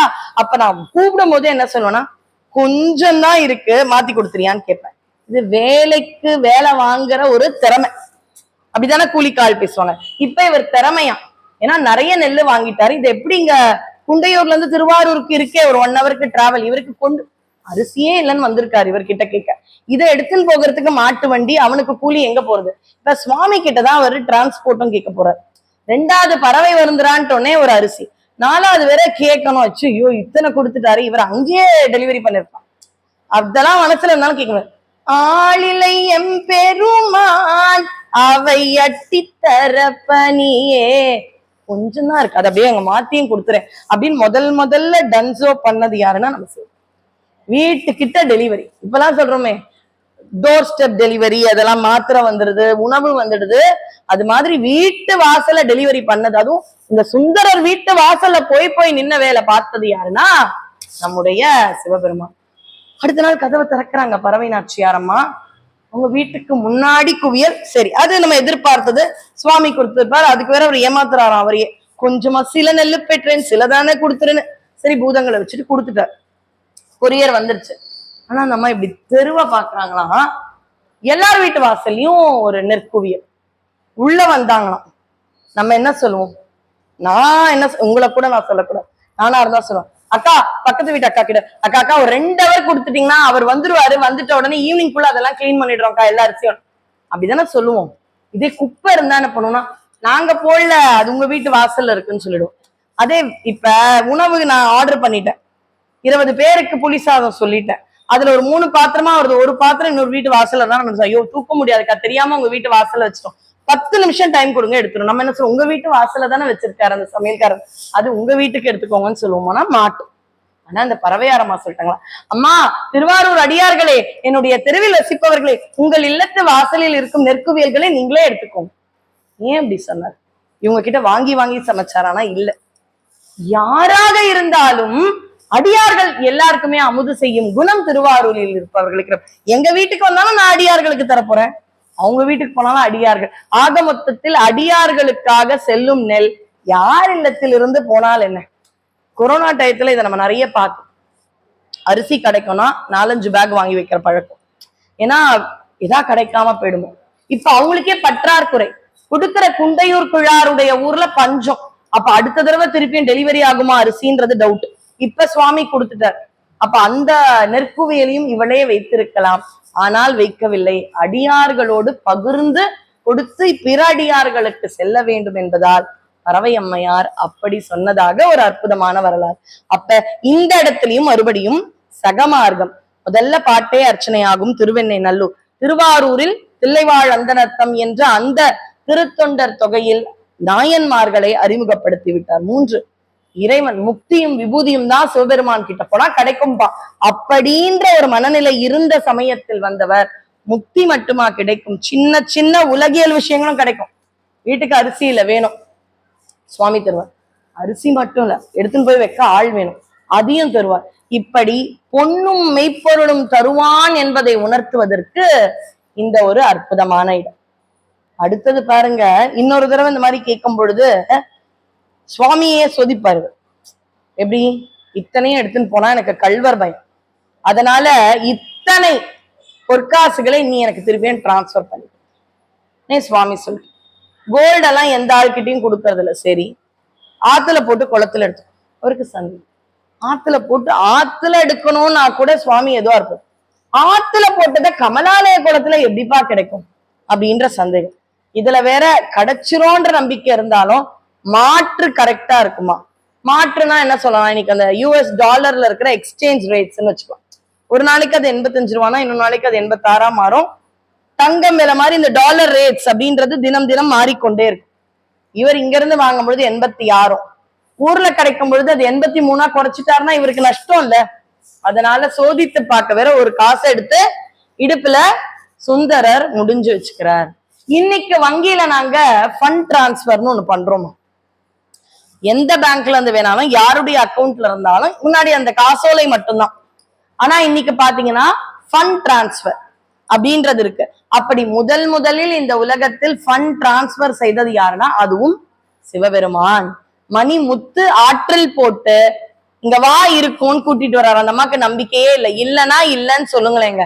எதுக்குங்க? குளத்துல ஆத்துல போட்டுட்டு குளத்துல தேடலாமா? கிடைக்கும்னு சொன்ன உடனே கமலாலய குளத்தில் கிடைக்கிறது. அவருடைய மாற்று கொஞ்சம் குறைஞ்சிருக்கிற மாதிரி ஒரு திருவிளையாடல் வேற. அதுக்கு ஒரு பதிகம். இப்படி மாற்று எக்ஸ்சேஞ்ச் ரேட்டை வேற குறைஞ்சு கொடுத்துட்டியே அப்படின்னு சொல்லும் பொழுது அங்கே பொற்கொல்லர் வடிவத்தில் வந்த விநாயக பெருமான் அதை உரசி பார்த்து மாற்றை உரைத்ததால் இன்னைக்கும் கமலாலய குளத்தில் இருக்கும் அருள் பாலிக்கும் விநாயகருடைய பெயர் மாற்று உரைத்த கணபதி. இதுதான் அவருடைய பெயர். அடுத்தது நம்ம திருவொற்றியூர்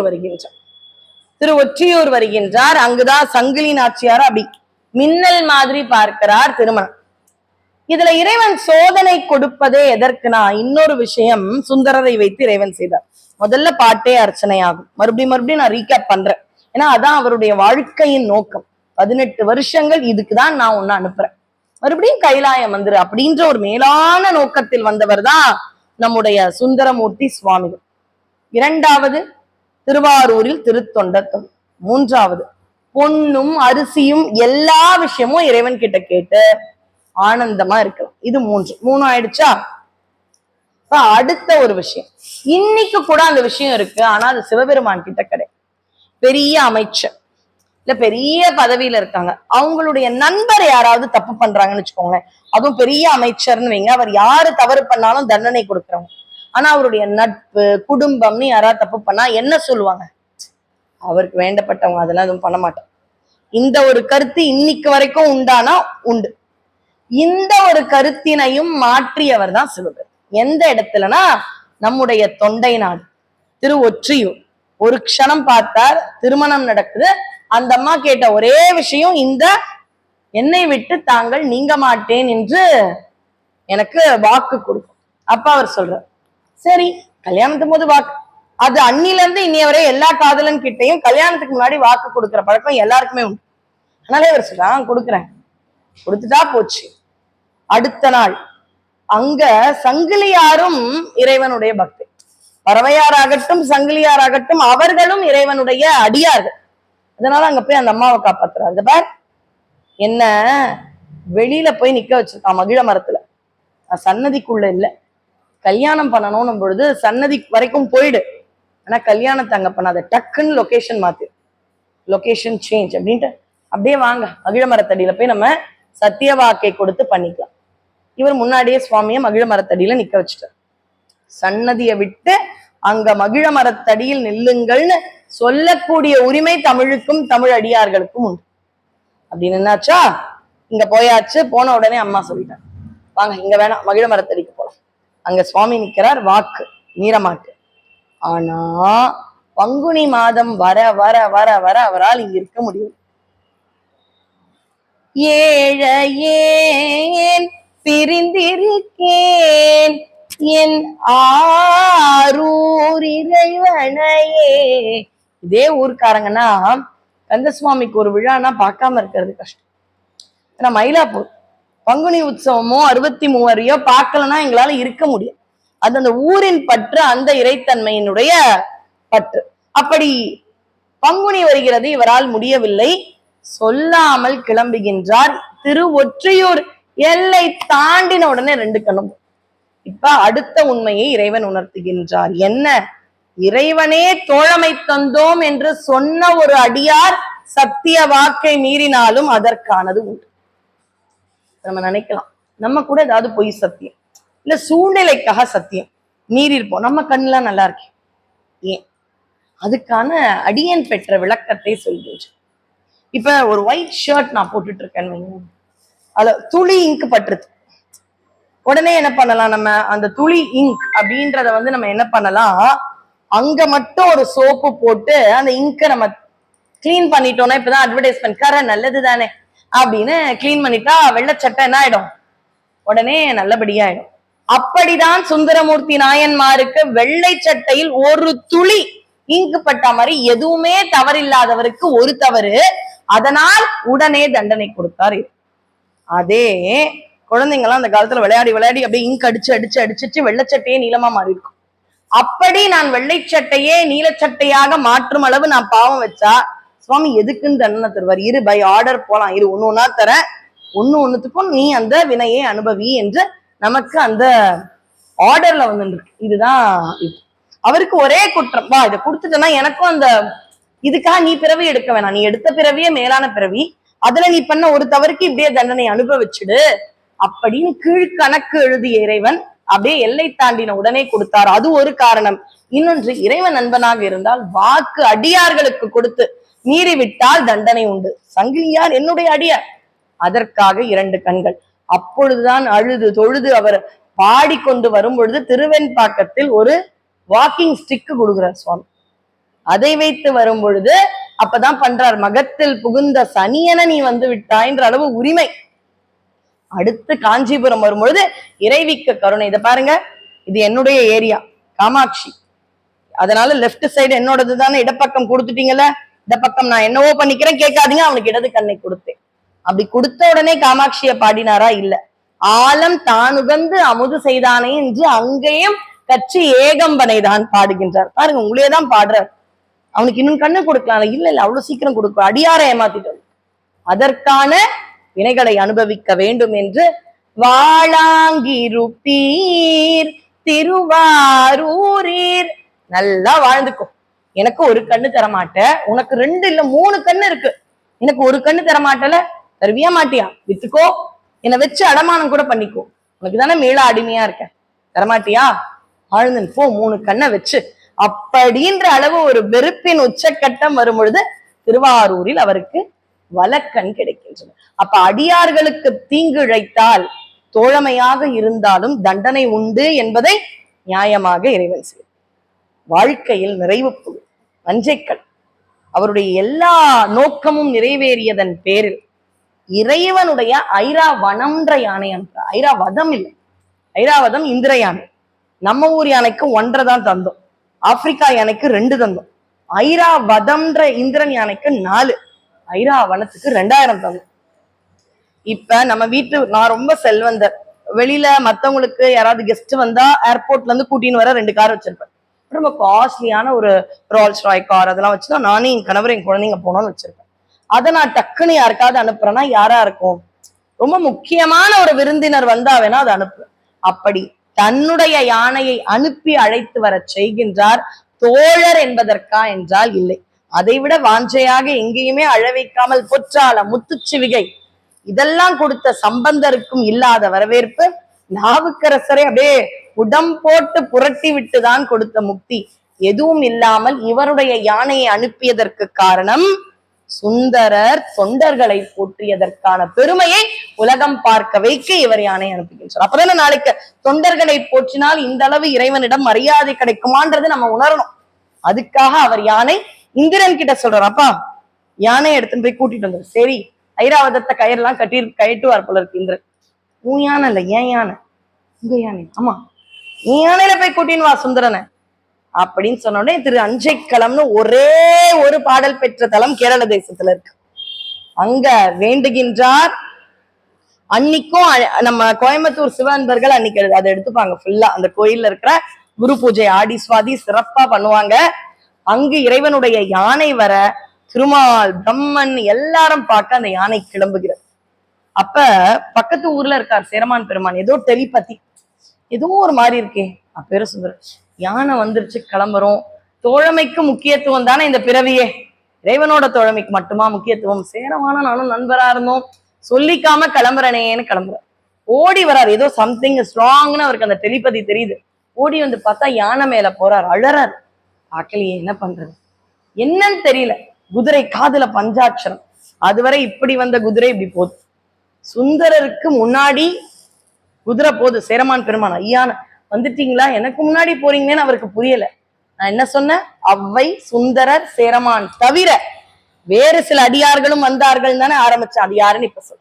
அன்னைக்கு அரசனுக்கு ஆபத்து என்றால் அதற்கு முன்பு ஆபத்து உதவிகள் என்று சோழர்கள் சேரர்கள் பாண்டியர்கள் கிட்ட இருப்பாங்க.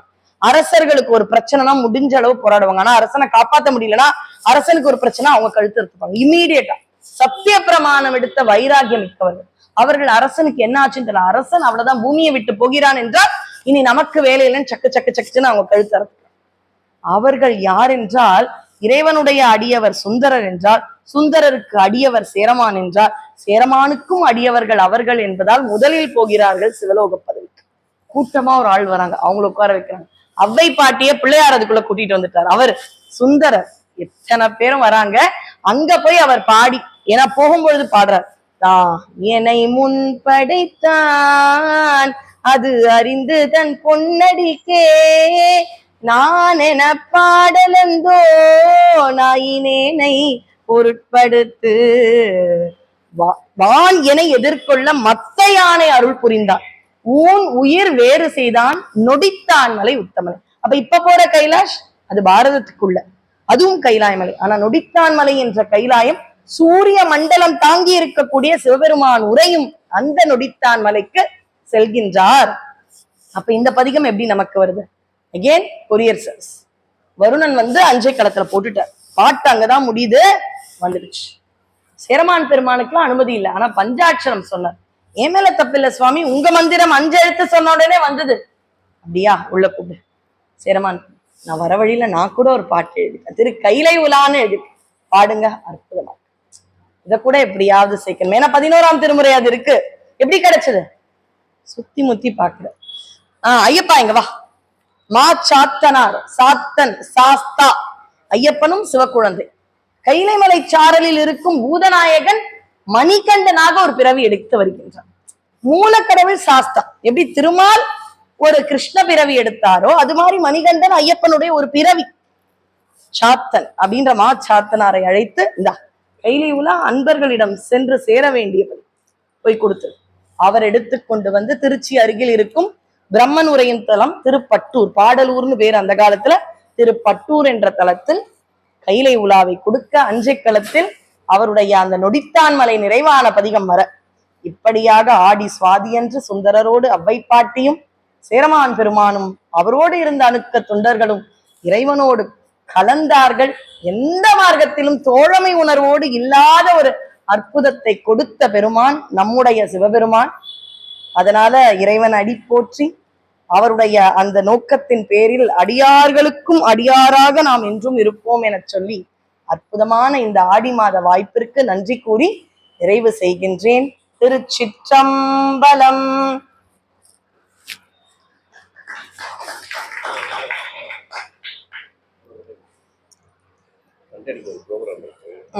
மகாதேவனையா